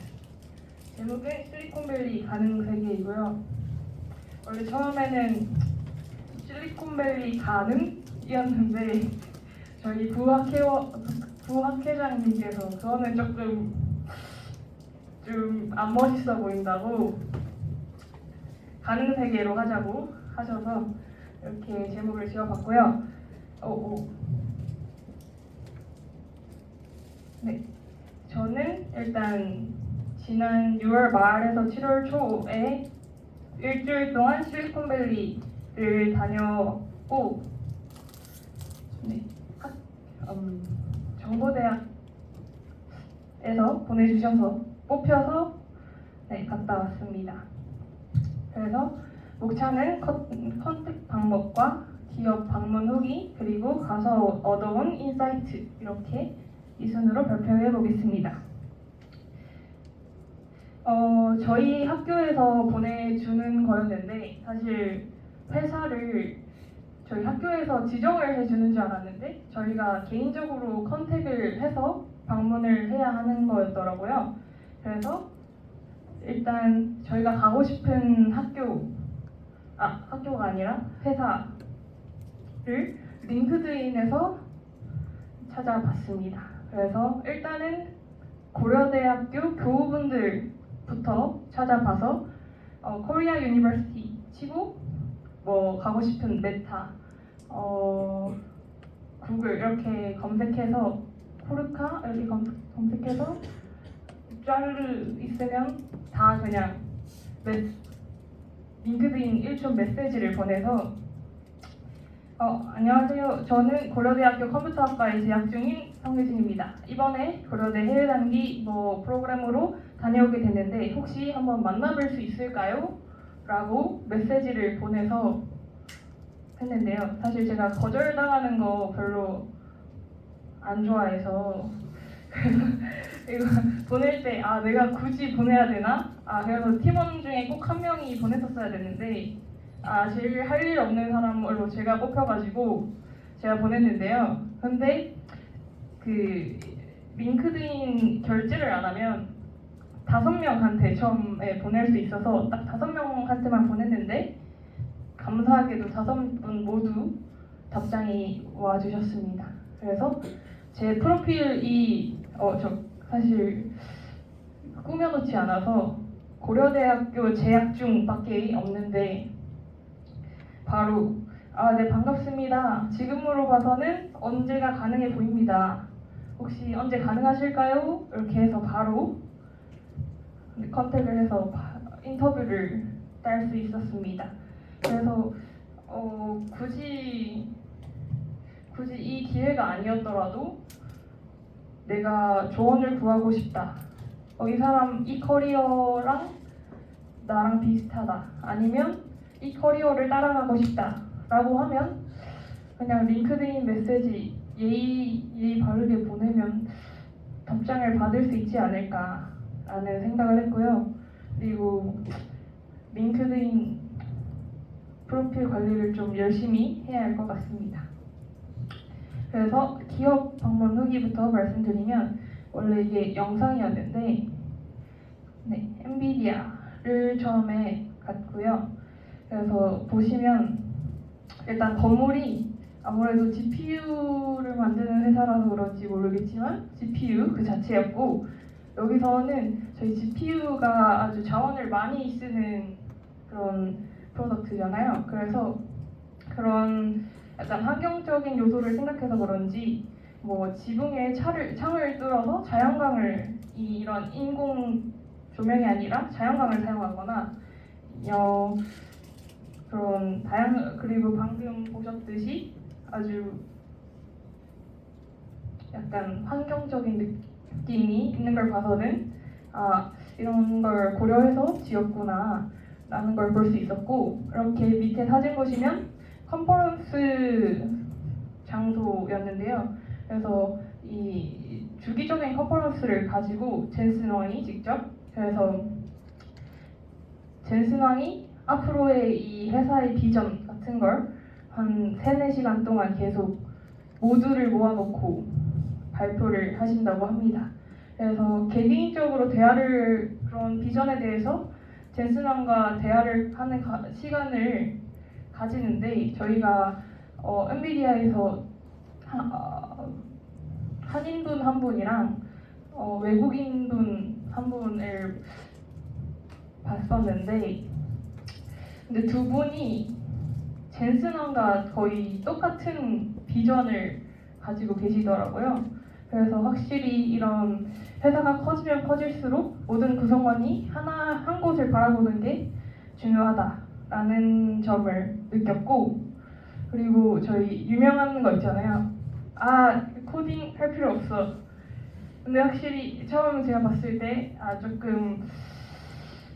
좀 그랬는데, 아무래도 가서 여쭤보시는 분이 계셨어요. 그 영어로 젠슨왕이 이러지 않았냐, 어떻게 생각하시냐 라고 물어봤는데, 일단은 엔비디아에서 원하는 인재상은 yes heart, yes brain이다. 사실 처음에는 yes heart라고만 하셨는데, 저희가 그러면 똑똑할 필요는 없나요? 이렇게 물어봤는데 yes brain은 있어야 된다. 그래서 일단 이 말씀을 왜 하셨냐면, 이제 AI는 이제 기초학문처럼 모든 분야와 융합될 거다. 그래서 AI가 합해도 결국 CS 근본은 변하지 않는다. 그래서 CS 전공의 기초 과목이나 이런 문제 해결 능력이 중요하게 될 거다 라는 말씀을 하셨고, 예스아트는 오직 나를 위해 일하는 사람보다 사회의 한 부분에 기여하고 있다는 생각을 가진 인재를 뽑는다고 하셨습니다. 아무래도 엔비디아 나중에 지원할 일 있으면 이런 걸 염두에 두고 쓰시면 좋지 않을까 생각하고요. 그래서 컴퓨터학과는 망했다.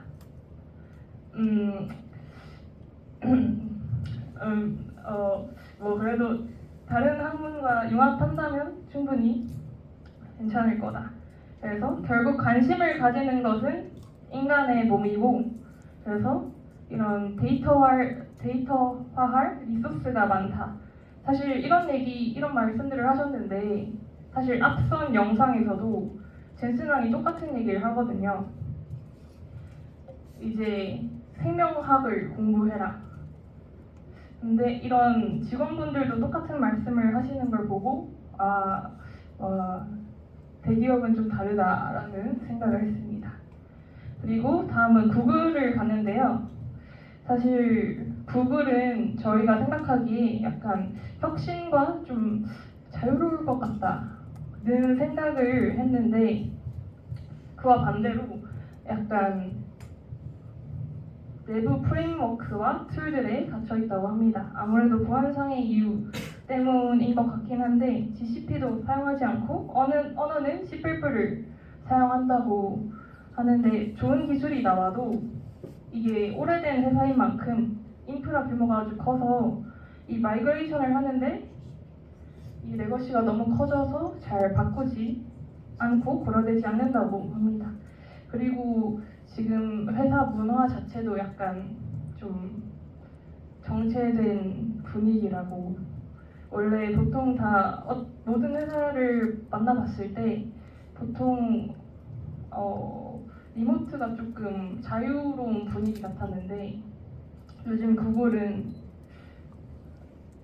대면이 권장되고 있다고 합니다. 그래서 구글 지금 좀 떨어질라나 하면서 그런 생각을 했었고요. 그리고 이 구글 회사가 너무 커가지고 엔비디아를 갔을 때는 건물이 한 4개 정도밖에 없었는데, 구글은 건물이 셀 수도 없이 많아서 자전거를 구글에서 배치를 해놓고 있더라고요. 그래서 너무 넓어서 공원 같았고, 모든 회사를 돌아봤을 때 구글이 밥이 제일 맛이 없었던 것 같습니다. 그래서 그것도 유명하대요, 실리콘밸리 안에서. 그리고 구글에서 느낀 점은 이 직무 전환과 지사 전환의 자율성을 좀 느꼈습니다. 이 AI랑 FE, 백엔드 모두 소프트웨어 엔지니어로 취급해서 이 세 직무 모두 전환, 이렇게 AI 하다가 프론트 가고, 프론트 가다가 AI 가고, 이런 게 자유롭다고 합니다. 근데 아무래도 구글 딥마인드는 들어가기는 어렵다. 딥마인드는 아무래도 하기가 중요할 것 하다라고 하셨고요. 그리고 저희가 만나신 분들 중에서는 한국에 구글 코리아에 있다가 미국으로 가시는 분들도 있었고 미국에 있다가 한국으로 가시는 분도 계셨습니다. 그리고 여기 보시면 그레디언트 디센트 건물이 그 약간 방문객 전용 건물로 있더라고요. 그래서 처음에 봤을 때 설마 했는데 여기 진짜 컴이구나 생각했습니다. 그리고 다음으로는 메타를 봤고요. 사실 전경이 다 드러나진 않는데 이 내부에 디저트 카페나 식당, 오락실 이런 게 많고 그래서 약간 그 에버랜드보다 더 약간 놀이공원 같은 느낌이었는데 아무래도 이 실리콘밸리 안에서 메타가 제일 업무 강도가 높다고 알려져 있다고 합니다. 이 엔지니어 분들 사이에서 다 그런 얘기를 하시더라고요. 그래서 확실히 다 놀았니? 그럼 이제 할 일을 해야지. 그런 문화가 있어 보였습니다. 그래서 가족분들도 되게 자유롭게 와서 같이 놀고 할 수 있는 것처럼 보였고요. 그리고 확실히 글로벌 기업이다 보니까 모든 음식 다 있었습니다. 그래서 제일 맛있었던 건 이 디저트가 제일 맛있었습니다. 그리고 메타가 사실 처음에 이것만 봤었는데 이 간판만 보고도 여기 역시 미국이구나 했는데 이 뒤 간판에 이 썬마이크로시스템이라는 회사의 간판을 두고 이 썬마이크로시스템이라는 회사가 그 디지털 붐이 일어났을 때 업계 1위였던 회사라고 합니다. 근데 지금 소리 소문 없이 사라졌죠. 그래서 이 메타가 썬마이크로시스템 부지를 사용하면서 이 간판을 그대로 뒀는데 그게 이제 썬마이크로시스템을 변주 삼아서 안주하지 말고 늘 발전하는 회사가 되자라는 걸 되새기자고 했다고 합니다. 그래서 처음에 이제 이 메타가 스타트업에서 시작했잖아요. 그래서 근데 회사가 커졌지만 그래도 스타트업 문화를 여전히 유지하고 있다고 합니다. 그래서 매 년인지 모르겠는데 매 분기인지 근데 모든 직원들이 그 메모지에 자기 아이디어 하고 싶은 거를 적고 그 직무 상관없이 하드웨어, 소프트웨어 상관없이 여기 적고 이렇게 다 붙여놓으면 여기서 재밌는 거 있으면 자기 이름 쓰고 그래서 같이 하고 이런 방식으로 진행된다고 합니다. 그래서 누군가가 근데 그러면 스타트업 나가서 스타트업 하면 되지 않나요? 이렇게 물어봤었는데 아무래도 여기서 주는 메리트가 큰가 봅니다. 여기서 다들 하고 보상도 엄청 크대요.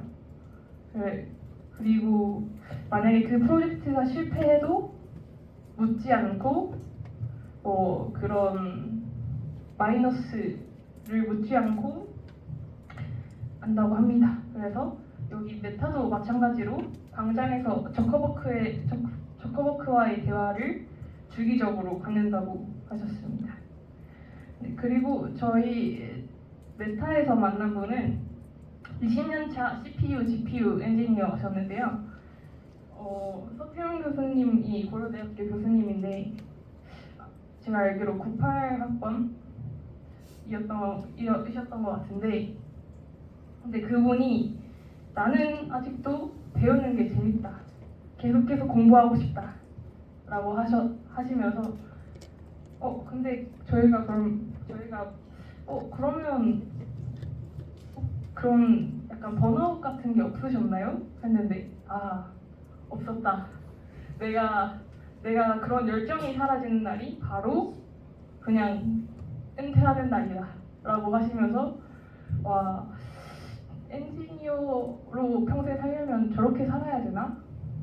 그런 생각은 했습니다. 그래서 거의 아마 한국에서는 매니저를 할 연차셨는데 주변 신입 엔지니어분들이랑도 항상 같은 위치에서 토의하고 배울 게 있으면 배우고 하신다고 합니다. 그리고 80대 분들도 애플에서는 채용한다고.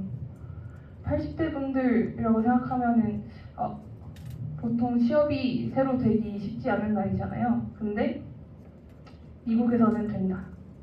미국에서는 그 사람이 필요한 그런 능력을 가지고 있다면, 우리가 필요한 능력을 가지고 있다면 충분히 채용을 한다라는 거.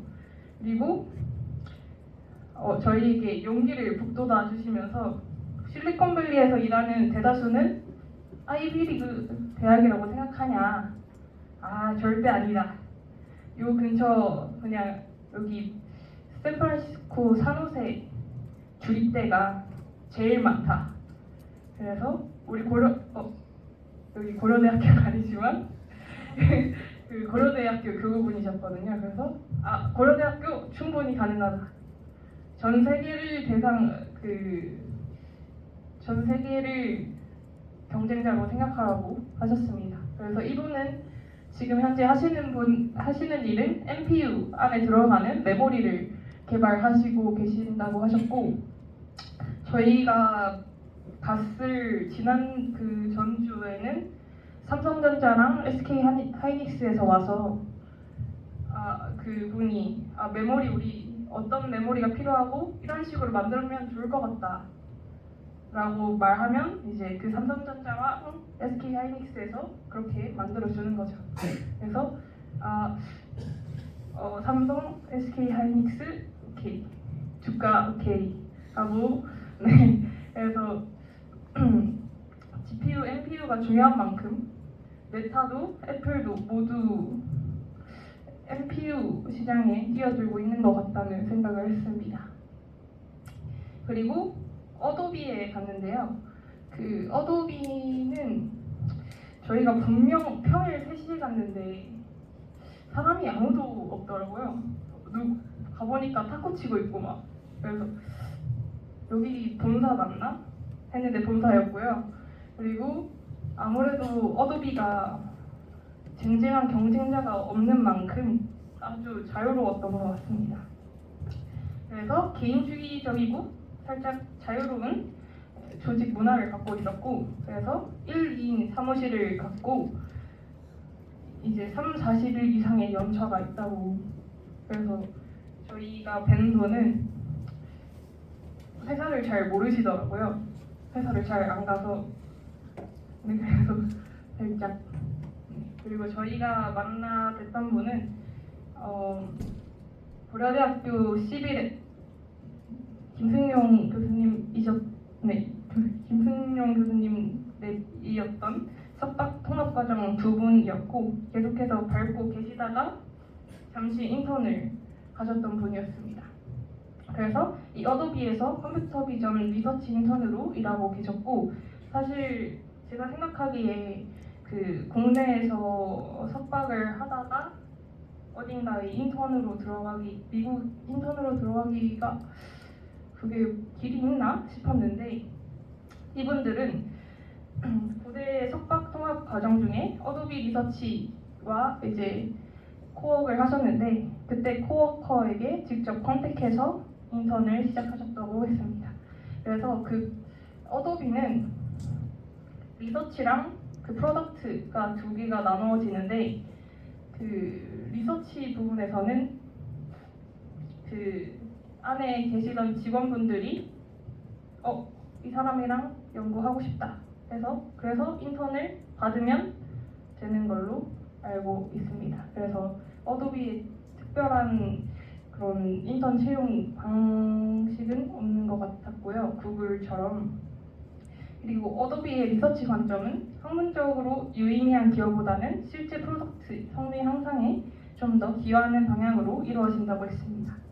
그리고 사실 이 직전에 메타를 갔다가 간 거였어서 나는 엔지니어 하면 안 될 것 같은데 라는 생각으로 혹시 특별한 동기가 있으셨는지 여쭤봤었는데 이분들은 김승용 교수님 좋으니까 컴퓨터 비전 핫하니까 해서 결정하셨다고 하면서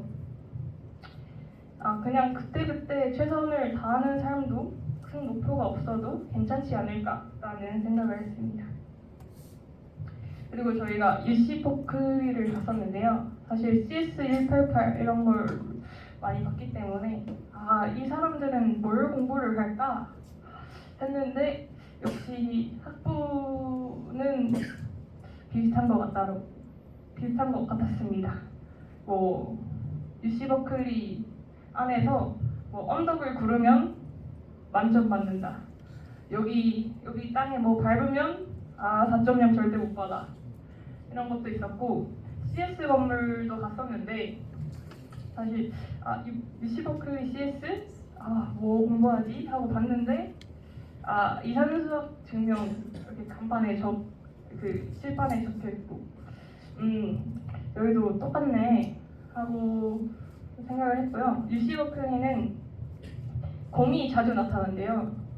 그래서 여기 상징 동물이 곰이고 연세대랑 고려대처럼 UC 버클리랑 스탠포드 이 캘리포니아 안에서 그런 약간 경쟁 그런 게 있다고 했습니다. 스탠포드도 갔었는데 CS 쪽에서 특별하게 뭔가가 없어서 담진 않았고 시험 기간 일주일 전은 수업이 아예 없다고 하더라고요. 아주 공부가 너무 빡세서 그런 것 같습니다. 그리고 그 일주일 전에 한 번은 발가벗고 러닝을 하는 문화가 있다고 했는데 아무래도 공부를 열심히 하는 데는 조금 푸는 방식도 다른 것 같습니다.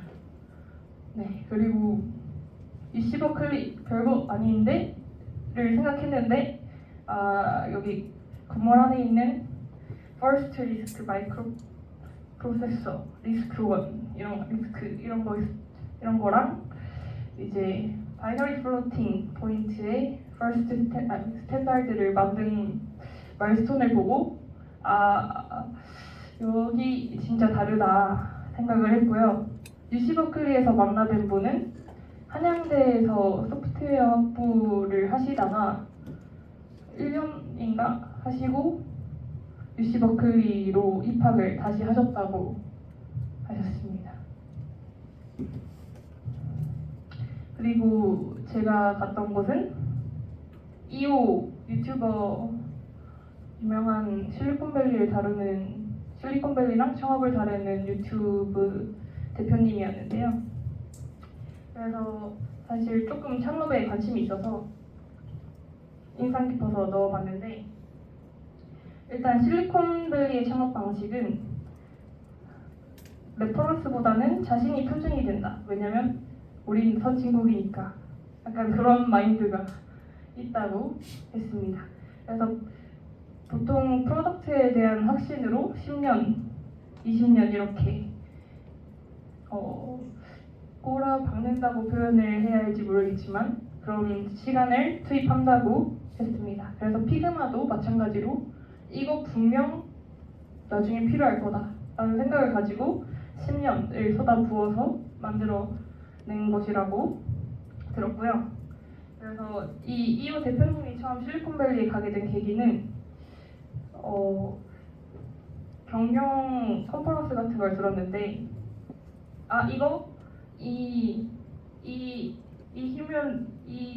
이 경영 방식 이거 실리콘밸리에서 들고 온 최신 방식이다 라고 그래서 이렇게 열심히 설명을 했는데 이게 찾아보니까 실리콘밸리에서는 6년 전에 만들어진 거였습니다. 그래서 역시 미국을 중심으로 파도가 시작되는구나 라는 생각을 하시고 그냥 무작정 실리콘밸리 가야겠다는 생각을 가지고 무일푼으로 가셨다고 했습니다. 그래서 진짜 실리콘밸리 가는 방식 다들 다르다라는 생각을 했고 그리고 두 번째는 저희 직장 커뮤니티 플랫폼으로 유명한 블라인드 코파운더 분을 만나 뵀는데 사실 블라인드를 생각했을 때 처음에 저는 그냥 블라인드?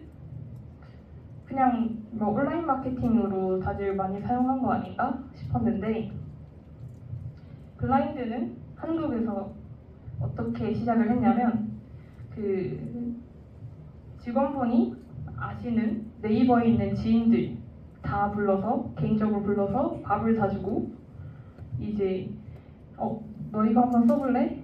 해서 쓰게끔 만들었다고 합니다. 그래서 확실히 한 부서에서 유저를 많이 만들고 그리고 다른 부서에서 만들고 이게 이제 전체 회사 네이버로 만들면서 또 활성화됐고 그리고 다른 회사들에서 두세 명 사용하는 것보다 확실히 네이버를 하나 잡고 그 다음 카카오톡을 잡고 이런 식으로 마케팅을 했던 게 효과적이었다고 합니다. 그리고 이분은 이제 미국에서 블라인드를 마케팅 하셨던 분이었는데 근데 한국에서보다 미국에서 더 잘 됐다고 하더라고요. 그래서 이 미국에서는 똑같이 한국에서처럼 한 명 불러서 밥 사주기를 했는데 안 됐다. 근데 확실히 문화가 다른가 봅니다. 홈파티를 열고 이제 그 파티에서 사람들한테 채널에 글을 좀 써줄래? 이렇게 부탁을 해서 성공을 했다고 하셨고 이 경영자에게 회사 정체기를 어떻게 극복하냐 이 회사가 1명에서 100명, 100명에서 1000명으로 커질 때 그 중에도 정체기가 오지 않냐 라는 질문을 했었는데 문제를 찾고 왜 이게 정체가 되었는지 가설을 세워서 검증을 하는 방식으로 이렇게 극복을 해나갔다고 하셨습니다. 그래서 이걸 보고 우리가 지금 연구를 하면서 실험을 하는 것과 되게 유사하다는 생각을 했었고요. 그리고 마지막으로 저희가 베이러닝 클럽이라는 러닝 클럽에 갔는데 여기는 이제 실리콘밸리 한인 러닝 클럽인데 이 스탠포드를 6km 러닝을 하고 이제 디프리 맥주 펍을 가는 방식이었는데 근데 저희가 만나뵀던 분들 메타에서 만나뵀던 분, 구글에서 만나뵀던 분들 다 여기 계셨고요. 그래서 애플 하드웨어 다루시는 분이랑 구글 소프트웨어 엔지니어 분이랑 같이 맥주를 마시면서 얘기했는데 되게 실리콘밸리의 현실적인 이야기를 좀 들을 수 있었던 것 같습니다. 실리콘밸리에서 아무래도 지인들이 많이 없고 가족도 많이 없는 곳이고 또 캘리포니아 자체가 살짝 재밌는 게 많이 없거든요. 그래서 이분들에게 일주일에 가장 큰 유희는 이 베이 러닝 클럽이라고 하셨습니다. 그래서 사실 실리콘밸리에서 계속 살게 되면 또 누군가와 결혼을 하게 해야 되는데 그런 것도 또 고민이 많으셨던 것 같고 그래서 사실 여기가 너무 외로워서 다시 한국으로 돌아갈 준비를 하시는 분들도 많이 뵀습니다. 그래서 여기 있는 것만이 진정한 행복은 아닐 수 있겠구나 라는 생각을 했고요.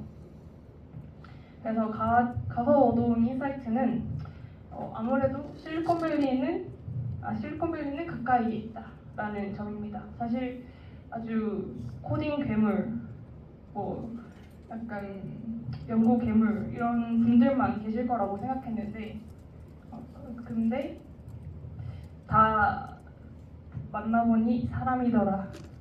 네, 그래서 미국 생활을 시작하게 되는 경로는 되게 다양하더라고요. 그래서 미국에서 학사부터 하신 분 아니면 한국에서 외국계 기업을 취업하신 후에 미국 지사로 넘어가신 분 그리고 한국에서 대학원까지 마치고 석박까지 하시고 미국으로 넘어오신 분, 삼성에서 계속 일하시다가 MBA 하시고 거기서 DS도 같이 이중전공 하신 분도 계셨고, 개발자에서 네이버 음성인식으로 가셨다가 여기서 퀀트에 관심이 생겨서 미국에서 석사를 하신 분도 계셨습니다. 그리고 이분들 모두 방금 말씀드렸다시피 개인적으로 링크드인이나 메일로 컨택하면 흔쾌히 다 답장을 해주셨을 것 같고요. 그리고 미국에서의 네트워킹 측면에서는 여기 맨날 파티하는 것 아닌가 싶었는데 아무래도 슈퍼 E가 아니어도 되는데 그 대신 진짜로 필요한 사람이 돼야 된다고 하셨습니다. 사실 미국에서는 레퍼런스가 정말 중요하거든요. 채용을 할 때. 그래서 내가 아는 사람의 이 사람 정말 괜찮다는 검증이 정말 꼭 필요하다고 말씀하셨습니다. 그래서 저 사람 같이 일했을 때 좋았는데 라는 생각이 드는 사람이 돼야 된다고 느꼈고요. 그리고 누구에게나 시작은 있다고 그런 느낌이 누구에게나 시작은 있다라는 인사이트를 얻어왔는데 사실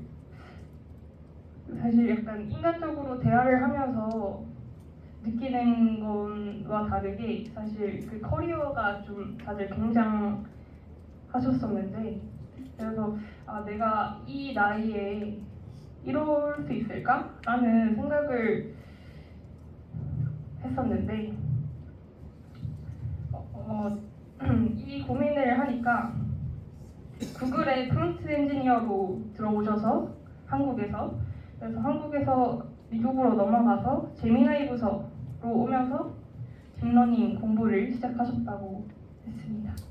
그래서 역시 절대 늦은 건 없다는 생각을 했고요. 그리고 또다시 새로운 걸 시도하는 것에 대한 두려움도 느꼈는데 이 방금 보신 분들을 보면은 되게 커리어가 다양하시잖아요. 그래서 이 새로운 걸 시도할 때 그래도 백지화보다는 기존의 경험을 새로운 분야와 엮어서 시작해 보라는 조언을 받았습니다. 그리고 실리콘밸리 샌프란시스코에서는 자율주행 자동차가 지금 되고 있는데 보니까 진짜 많이 있더라고요. 진짜 관광객들도 불러서 쓰고 하는 걸 보니 이건 진짜 될 거구나 생각을 했고요. 그래서 웨이모와 테슬라를 아주 잘 지켜봐야 될 것 같고 지금 현재 웨이모는 구글 X에서 하는 건데 적자가 크더라도 계속해서 투자를 하고 있는 이유는 무어의 법칙을 믿어서라고 합니다. 이 무어의 법칙이란 소프트웨어 발전 속도는 빠르지만 하드웨어 속도가 느리다. 하지만 하드웨어의 발전 속도는 언젠가 따라잡힌다. 라는 말을 믿고 그래서 계속해서 이 차의 가격은 점점 떨어질 거니까 적자가 크더라도 계속해서 투자를 하고 있다고 합니다. 그리고 이 테슬라가 테슬라나 이런 자율주행 자동차가 많은 이유는 회사에서 보통 다 충전을 해줘서 많이 사용하고 있었던 것 같습니다. 사실 장갑차 당근 잘리는 영상 보고 이걸 누가 타? 했는데 하루에 하나씩은 꼭 본 것 같습니다. 그리고 사실 실리콘밸리는 컴퓨터 하면은 사실 한 번쯤은 가보고 싶은 곳이잖아요. 그래서 만약 진실로 가고 싶다면 정통적인 그런 학위를 따는 방식이 아니더라도 정말 다양한 길은 존재하고 그 길만이 정답은 아니라는 생각이 들었습니다. 그리고 미국은 역시 시장이 크다. 한국에서는 사실 구체적인 고객을 타겟팅하면 시장이 되게 좁아지잖아요.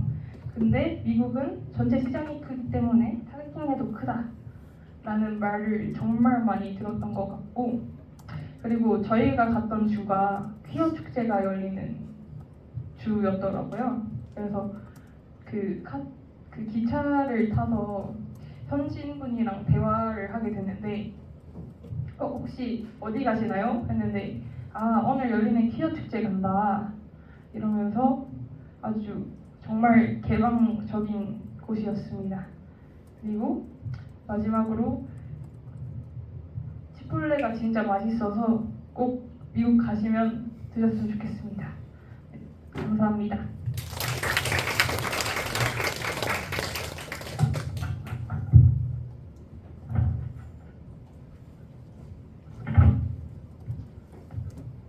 네, 마지막으로 하이의 김성아 황혜원님께서 대학원생으로서 경험할 수 있는 것들을 주제로 발표를 진행하도록 하겠습니다.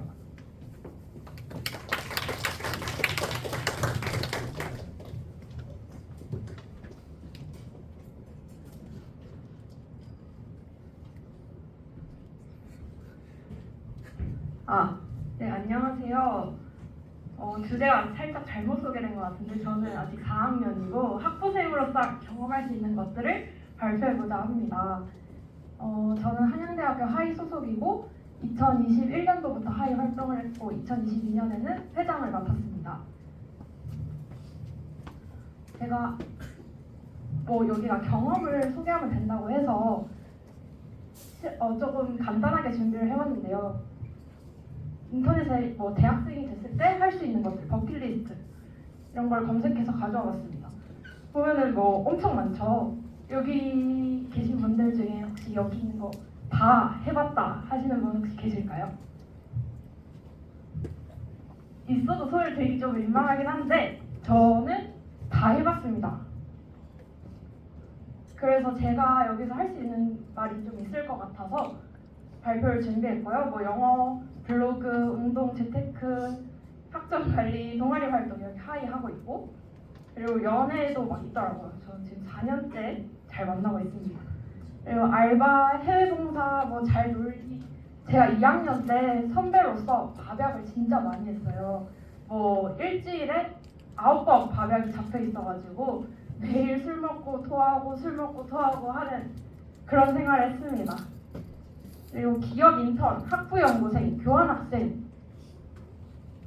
이렇게 세 가지를 오늘 중점적으로 발표해보고자 합니다. 그리고 세계여행 옆에는 원래는 국기를 넣어놨었는데 살짝 깨졌나봐요. 그래서 여행도 엄청 많이 다니고 있고 이런 경험들을 한번 소개해보고자 합니다. 먼저 기업 인턴은 저는 스타트업에서 인턴을 했습니다. 그래서 첫 번째로는 제가 경험한 기업은, 그리고 인턴 동안 배운 것들, 그리고 기업 인턴을 경험한다는 것은 순으로 말해드리고자 합니다. 제가 경험한 기업은 클레온이라는 디지털 휴먼 생성 서비스를 하는 회사입니다. 왼쪽에 보시는 것처럼 세종대왕이나 가상 인물을 만들어서 음성 생성, 얼굴, 입모양, 체형 다 생성을 해서 얘네를 디지털 휴먼을 자리자재로 만들 수 있도록 서비스하는 기업이었습니다. 제가 여기에 지원하게 된 과정부터 말씀드리면은 한양대학교와 학점 연계가 가능한 하이웨 프로그램이라고 있어요. 여기서 저는 학점 연계가 가능한 회사를 가고 싶어서 여기서 지원을 하게 되었고요. 자소서는 동아리 프로젝트 그리고 외주를 했던 것들, 사이드 프로젝트 경험을 잘 녹여서 자소서를 썼습니다. 그리고 포트폴리오랑 전공 면접이 있었는데요. 제가 썼던 프로젝트에 제가 얼마나 기여했고 어디서 기여했고 어떤 문제 해결이 있었는지, 그리고 전공 과목 CS 기초 질문들이 있어서 이런 걸 씁니다. 제가 이렇게 채용 과정을 경험하면서 생각했던 거는 기록이 정말 중요하다고 생각했어요. 저는 그때 기록을 미리 해두지 않고 준비를 했어가지고 좀 시간이 오래 걸리고 기억하기도 쉽지 않아서 자세히 쓰진 못했거든요. 근데 미리 기록해두면 더 자세히 쉽게 쓸 수 있다는 것을 깨달았습니다. 그리고 제가 수행했던 업무는 처음에 갔을 때는 뭐 온보딩이 있죠. 그래서 기존 코드를 분석하는 온보딩을 하고 그리고 그 다음부터는 기존 모델들을 텐서알티로 최적화를 하고 텐서알티 모델로 서빙할 수 있게 인프런스 팀에서 일했습니다. 그리고 모델 부분에서만 시간을 올리는 것뿐만이 아니라 전처리나 후처리 모두 GPU에서 돌아갈 수 있게 하고 그리고 최종적으로는 파이썬은 너무 느리잖아요. 그래서 C++로 전체 코드를 포팅하는 일을 했습니다. 제가 기업 인턴을 하면서 얻은 것은 그때 있었던 회사가 되게 성장하고 있었던 스타트업이었어요. 그때 뭐 초기 투자였나? A였나? 해서 엄청 급속하게 성장하고 있었고 그래서 거기서 전체적인 일을 하면서 회사가 무엇을 필요로 하는지 회사의 궁극적인 목표가 뭐고 내가 무엇을 해야 하는지 그런 거를 좀 경험할 수 있었고 그리고 회사에 지금 필요한 기술이 최적화니까 여러 가지를 뭐 찾아내는 연구해보면서 텐서알티로 일단 해봐야겠다 하면서 필요한 기술을 찾아내고 그걸 도입하는 경험을 해봤습니다. 그리고 사람들도 얻은 것 같아요. 앞으로 제가 갈 길이라고 생각했거든요. 저는 AI를 할 것 같고 그래서 앞으로 내가 갈 길을 먼저 경험한 사람들을 만날 수 있었고 그분들의 나이대가 대학 선배보다는 좀 더 먼저 사회에 나온 사람들이기 때문에 그런 분들의 이야기를 듣고 조언을 듣는 것도 의미 있었습니다. 그리고 사실 여기 있는 분들은 뭐 대학원을 많이 가실 수도 있는데 저는 기업을 바로 가는 것과 대학원을 가는 걸 좀 고민했었거든요. 그래서 해보기 전까지는 확신할 수 없었던 그런 적성을 찾을 수 있었습니다. 그 다음에는 학부연구생을 했는데요. 제가 준비한 것과 그리고 배운 것, 제가 준 영향에 대해서 말씀드려보고자 합니다. 준비 과정은 제가 먼저 하고 싶은 연구가 일단 비전이 재밌었고 이미지는 그때 사실 조금 지루하다고 생각을 했어요. 좀 너무 많이 해봤다 생각이 들어서 비디오를 해보고 싶었습니다. 그리고 회사에서는 있는 모델을 가져다 쓰고 최적화를 하는 일을 했었는데 그렇다면 연구는 저에게 맞을까? 제 적성에 맞을까를 경험해보고 싶었습니다. 그래서 저희 한양대학교에 있는 김은솔 교수님 연구실로 학부연구생 지원을 했는데요. 거기가 학부생들 사이에서도 너무 인기가 좋고 석사, 박사생만으로도 사람이 이미 꽉 차 있어서 제 친구들이 다 지원을 했었는데 다 떨어진 거예요. 뭐 자리가 없다라고 하시면서 다 떨어졌는데 저는 이 연구실 말고는 가고 싶은 연구실이 없어서 최대한 준비를 해봤습니다. 그래서 메일을 보낼 때 제 포트폴리오를 보내드리고 뭐 메일에는 포트폴리오 간략하게 정리를 해서 저에 대한 정보를 좀 더 쉽게 알 수 있도록 해드렸고요. 그리고 면담을 하러 오라고 하셔서 그때는 한 장짜리 CV를 준비해서 갔습니다. 뭔가 이런 준비성을 보여주는 게 솔직히 사람이라면 좀 더 좋게 보이잖아요. 그래서 그런지 저만 합격을 하고 이제 학부연구생을 시작하게 되었습니다. 연구실에서 한 일은 모두 알다시피 뭐 논문을 계속 읽고요. 그리고 이제 논문을 내기 위해서 백본 모델 세팅을 하고 선배를 도와서 실험을 했습니다. 그리고 저희는 새로운 태스크를 제안하는 그런 논문을 쓰는 거라서 사람 실험도 진행해서 데이터셋을 모아야 했고요. 그래서 그런 웹사이트를 제작해서 배포하기까지 했습니다. 그리고 논문을 쓰고 저는 그때는 학부연구생이다 보니까 라이팅에 엄청나게 참여하지는 못했고 피규어만 계속 그렸어요. 피규어 한 100개는 만들고 거절당하고 계속 피규어 그리면서 피규어 그리는 걸 좀 통달하게 됐다고 할 수 있고요. 그리고 학부연구생 신분으로 따라갔습니다. 가서 하는 게 저는 학회를 되게 열심히 보고 싶었는데 선배들은 그냥 술만 먹더라고요. 학회가 보통 그런 건지 모르겠는데 그래서 밤에 교수님이랑 뭐 와인 먹고 놀고 그리고 다음날 학회 가서 발표하고 그런 경험을 해보았습니다. 그리고 한번 이렇게 논문 쓰는 걸 경험을 하고 나서는 제 졸업 논문을 썼어요. 이때가 제가 3학년 때였는데 이제 제 연구를 해보고 싶더라고요. 그래서 졸업 논문을 쓰기 시작해서 논문 국내 학회지만 뭐 국내 학회에 내고 수상을 하고 했습니다. 그래서 원래 졸업 논문이 4학년 때 쓸 수 있는데 뭐 조기 졸업 요건을 충족하면은 한양대학교 기준 3학년 때 쓸 수 있더라고요. 그래서 3학년 때 졸업 요건을 다 맞춰놨습니다. 그래서 제게 준 학부연구생의 영향은 저는 기업과 대학원을 다 경험해봤을 때 대학원이 조금 더 잘 맞는 것 같더라고요. 그래서 저는 내년에 대학원에 갈 예정이고 대학원 진학 전에 논문을 써보는 경험을 해봤고 그리고 취업 후에도 이러한 연구직을 하고 싶고 대학원 학부연구생을 하면서 그 선배들이 연구직으로 가셔서 뭐 하는 것들을 보고 저도 이런 걸 하고 싶다 이런 제 목표를 설정할 수 있게 되었습니다. 그리고 저는 다른 타대학으로 대학원을 가는데요. 저 지도 교수님이 정말 추천서를 정말 너무 잘 써주셨더라고요. 뭐 이 학생은 성실하고 뭐 앞으로가 기대되고 하면서 되게 제가 했던 연구에 대해서도 자세하게 써주시고 그래서 자세하고 확실한 추천서를 얻을 수 있었고 졸업 논문을 3학년 때 끝낸 덕분에 4학년 때 교환학생을 갈 수 있게 되었습니다. 그리고 솔직히 스펙도 필요해서 한 거거든요. 학부연구생이. 그래서 논문 작성 경험과 수상 경력 스펙을 얻을 수 있었습니다.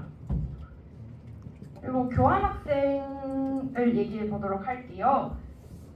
교환학생을 가기 위해서 준비해야 하는 것들 그리고 저는 미국으로 갔는데 미국에 가서 경험한 것 그리고 제게 준 영향을 말씀드리겠습니다.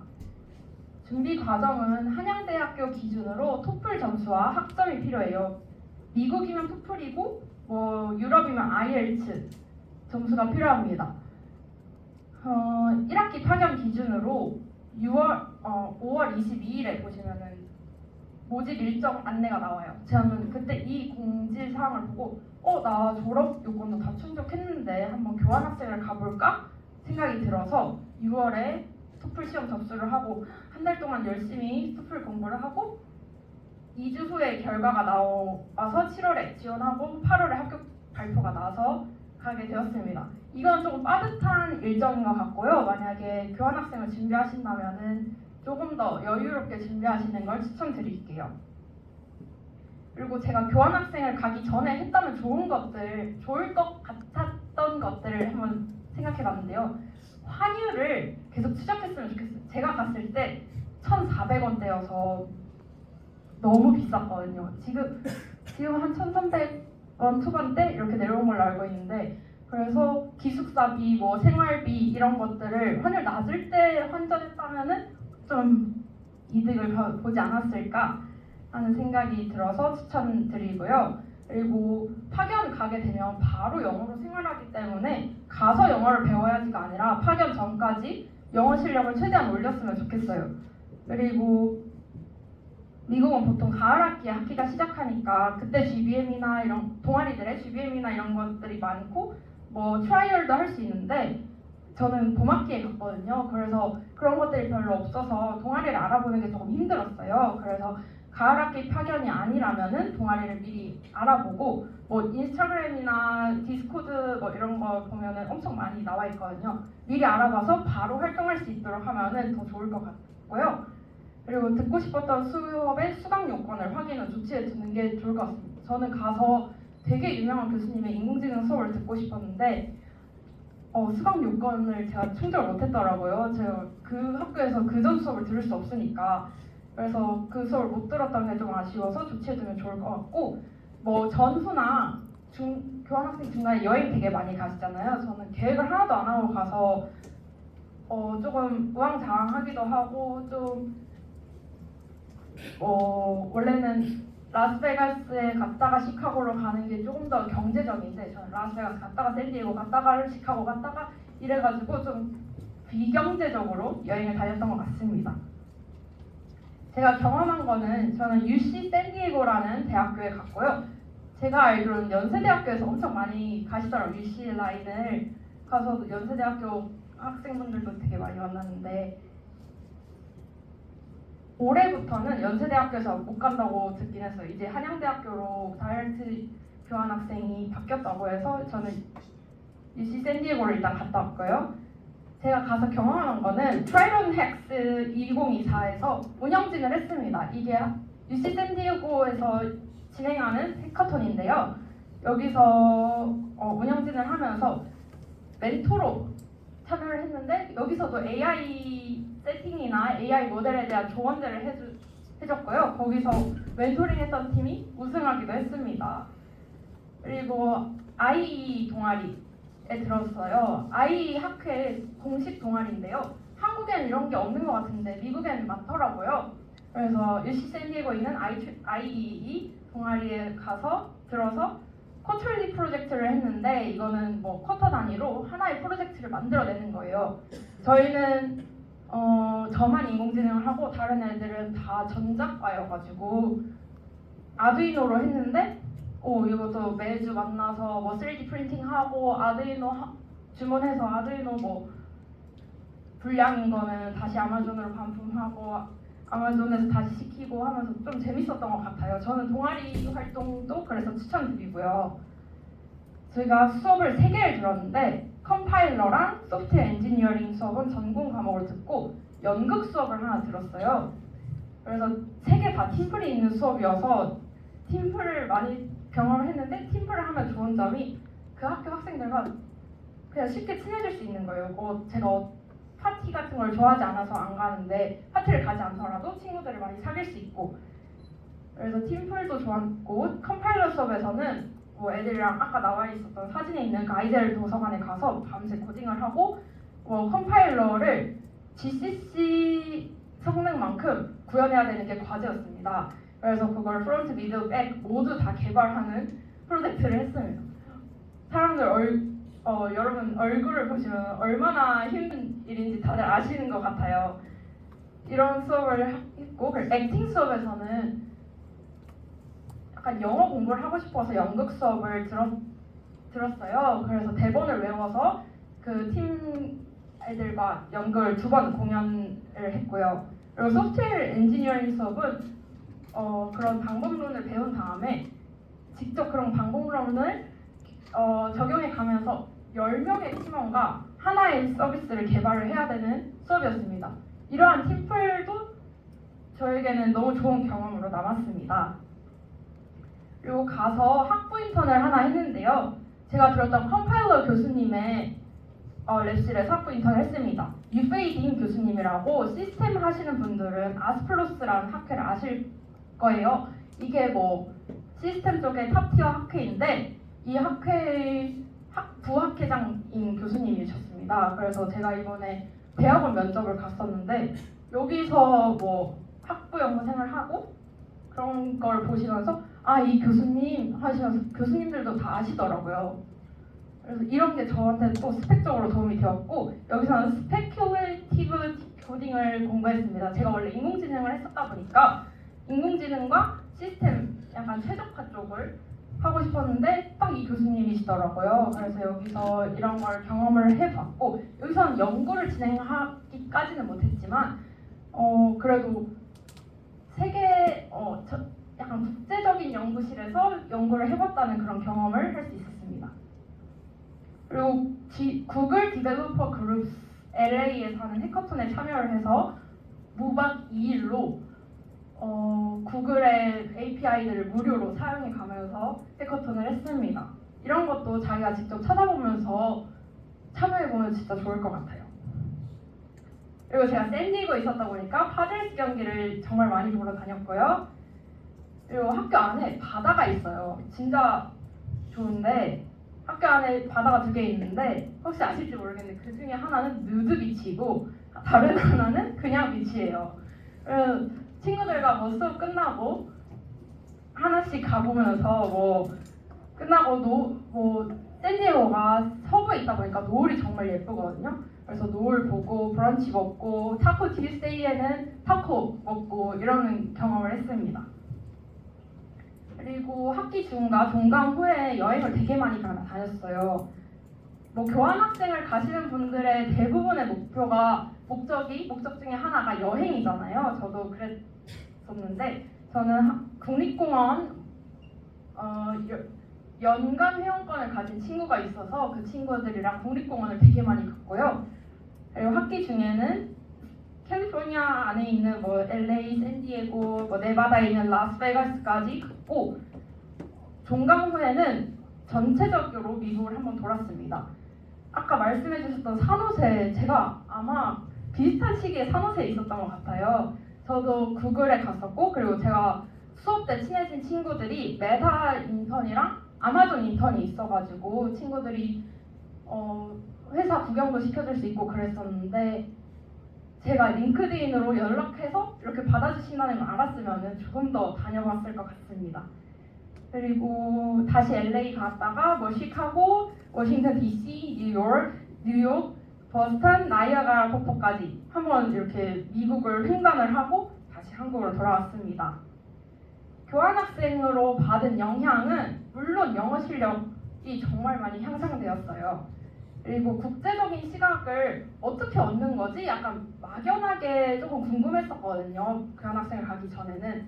근데 이게 옆에서 말하는 애들은 되게 다른 생각을 가지고 있더라고요. 뭐 인도에서 온 친구들이 되게 많았고, 인도 중국이 정말 많고, 캘리포니아에 사는 친구들, 그리고 또 유럽이나 다른 아시아에서 온 친구들이 많았는데, 이런 친구들과 얘기를 하다 보니까 시각이 되게 많이 트이고 얘네가 생각하는 것들이 저에게 많이 영향을 주더라고요. 그리고 제가 이제는 어딜 여행을 가든 그 나라에 친구가 있을 것 같아요. 그럴 정도로 전 세계의 친구들을 많이 사귀게 되었고, 저도 실리콘밸리를 갔을 때 너무 좋은 거예요. 저는 구글에 있는 마운틴 뷰가 진짜 좋았거든요. 근데 여기서 살면 어떨까? 너무 좋겠다 하면서 미국 취업을 생각해보고 있을 때 거기에 있는 한인분을 만났는데, 그분이 한양대학교 정도면 만약에 마운틴 뷰 거기서 태어났다 하면 그냥 스탠포드 정도는 갈 수 있었을 거라는 거예요. 그리고 제가 그때도 종강 후였으니까 UCSD 친구들을 봤는데 분명히 UCSD가 한양대보다 전 세계 대학 순위가 높거든요. 그래서 엄청 똑똑할 걸 기대하고 갔는데 아니더라고요. 그래서 우리도 할 수 있겠다, 나도 할 수 있겠다, 이렇게 목표가 생겼고, 그리고 교환학생을 정말 추천드리는 이유가, 특히 해외 취업을 하고 싶으신 분들은 해외에서는 공채나 이런 게 따로 없기 때문에, 미국에서는 공채나 이런 게 따로 없기 때문에 그냥 선배 통해서 가야 돼요. 근데 제가 교환학생을 다녀와서 제 링크드인에 그냥 Exchange Student 프로그램으로 UCSD를 다녀왔다 이것만 추가하더라도 UCSD 선배들이 저를 막 팔로우를 해요. 그러면 그냥 저희는 1촌이 되는 거니까 그 선배들이 저를 모르는 사람이라도 그냥 UCSD에서 한번 공부를 해봤다는 것만으로 추천을 해준단 말이에요.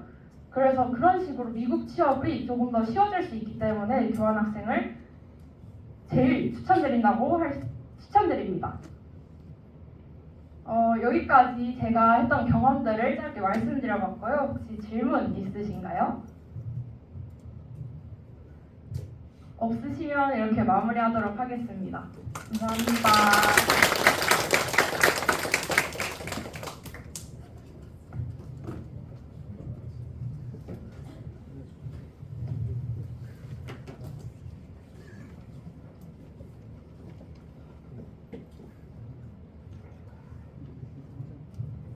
이제 제3회 하야쿠 컨퍼런스의 1부 시간이 모두 마감되었습니다.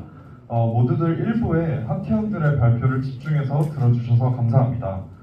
지금부터 10분 휴식 시간을 갖도록 하겠는데, 이제 휴식 시간 이후에는 유미진 문화팀장님께서 2부 진행을 도와드리도록 하겠습니다. 그리고 뒤쪽에 저희가 간식을 준비해놨는데, 간식을 먹다 보면은 쓰레기가 또 나오잖아요. 쓰레기는 저 맨 뒤쪽에 가운데 보시면은 쓰레기통을 저희가 준비를 해놨는데 거기에 버려주시면 감사하겠습니다. 그러면 저는 여기서 물러나도록 하겠습니다. 감사합니다.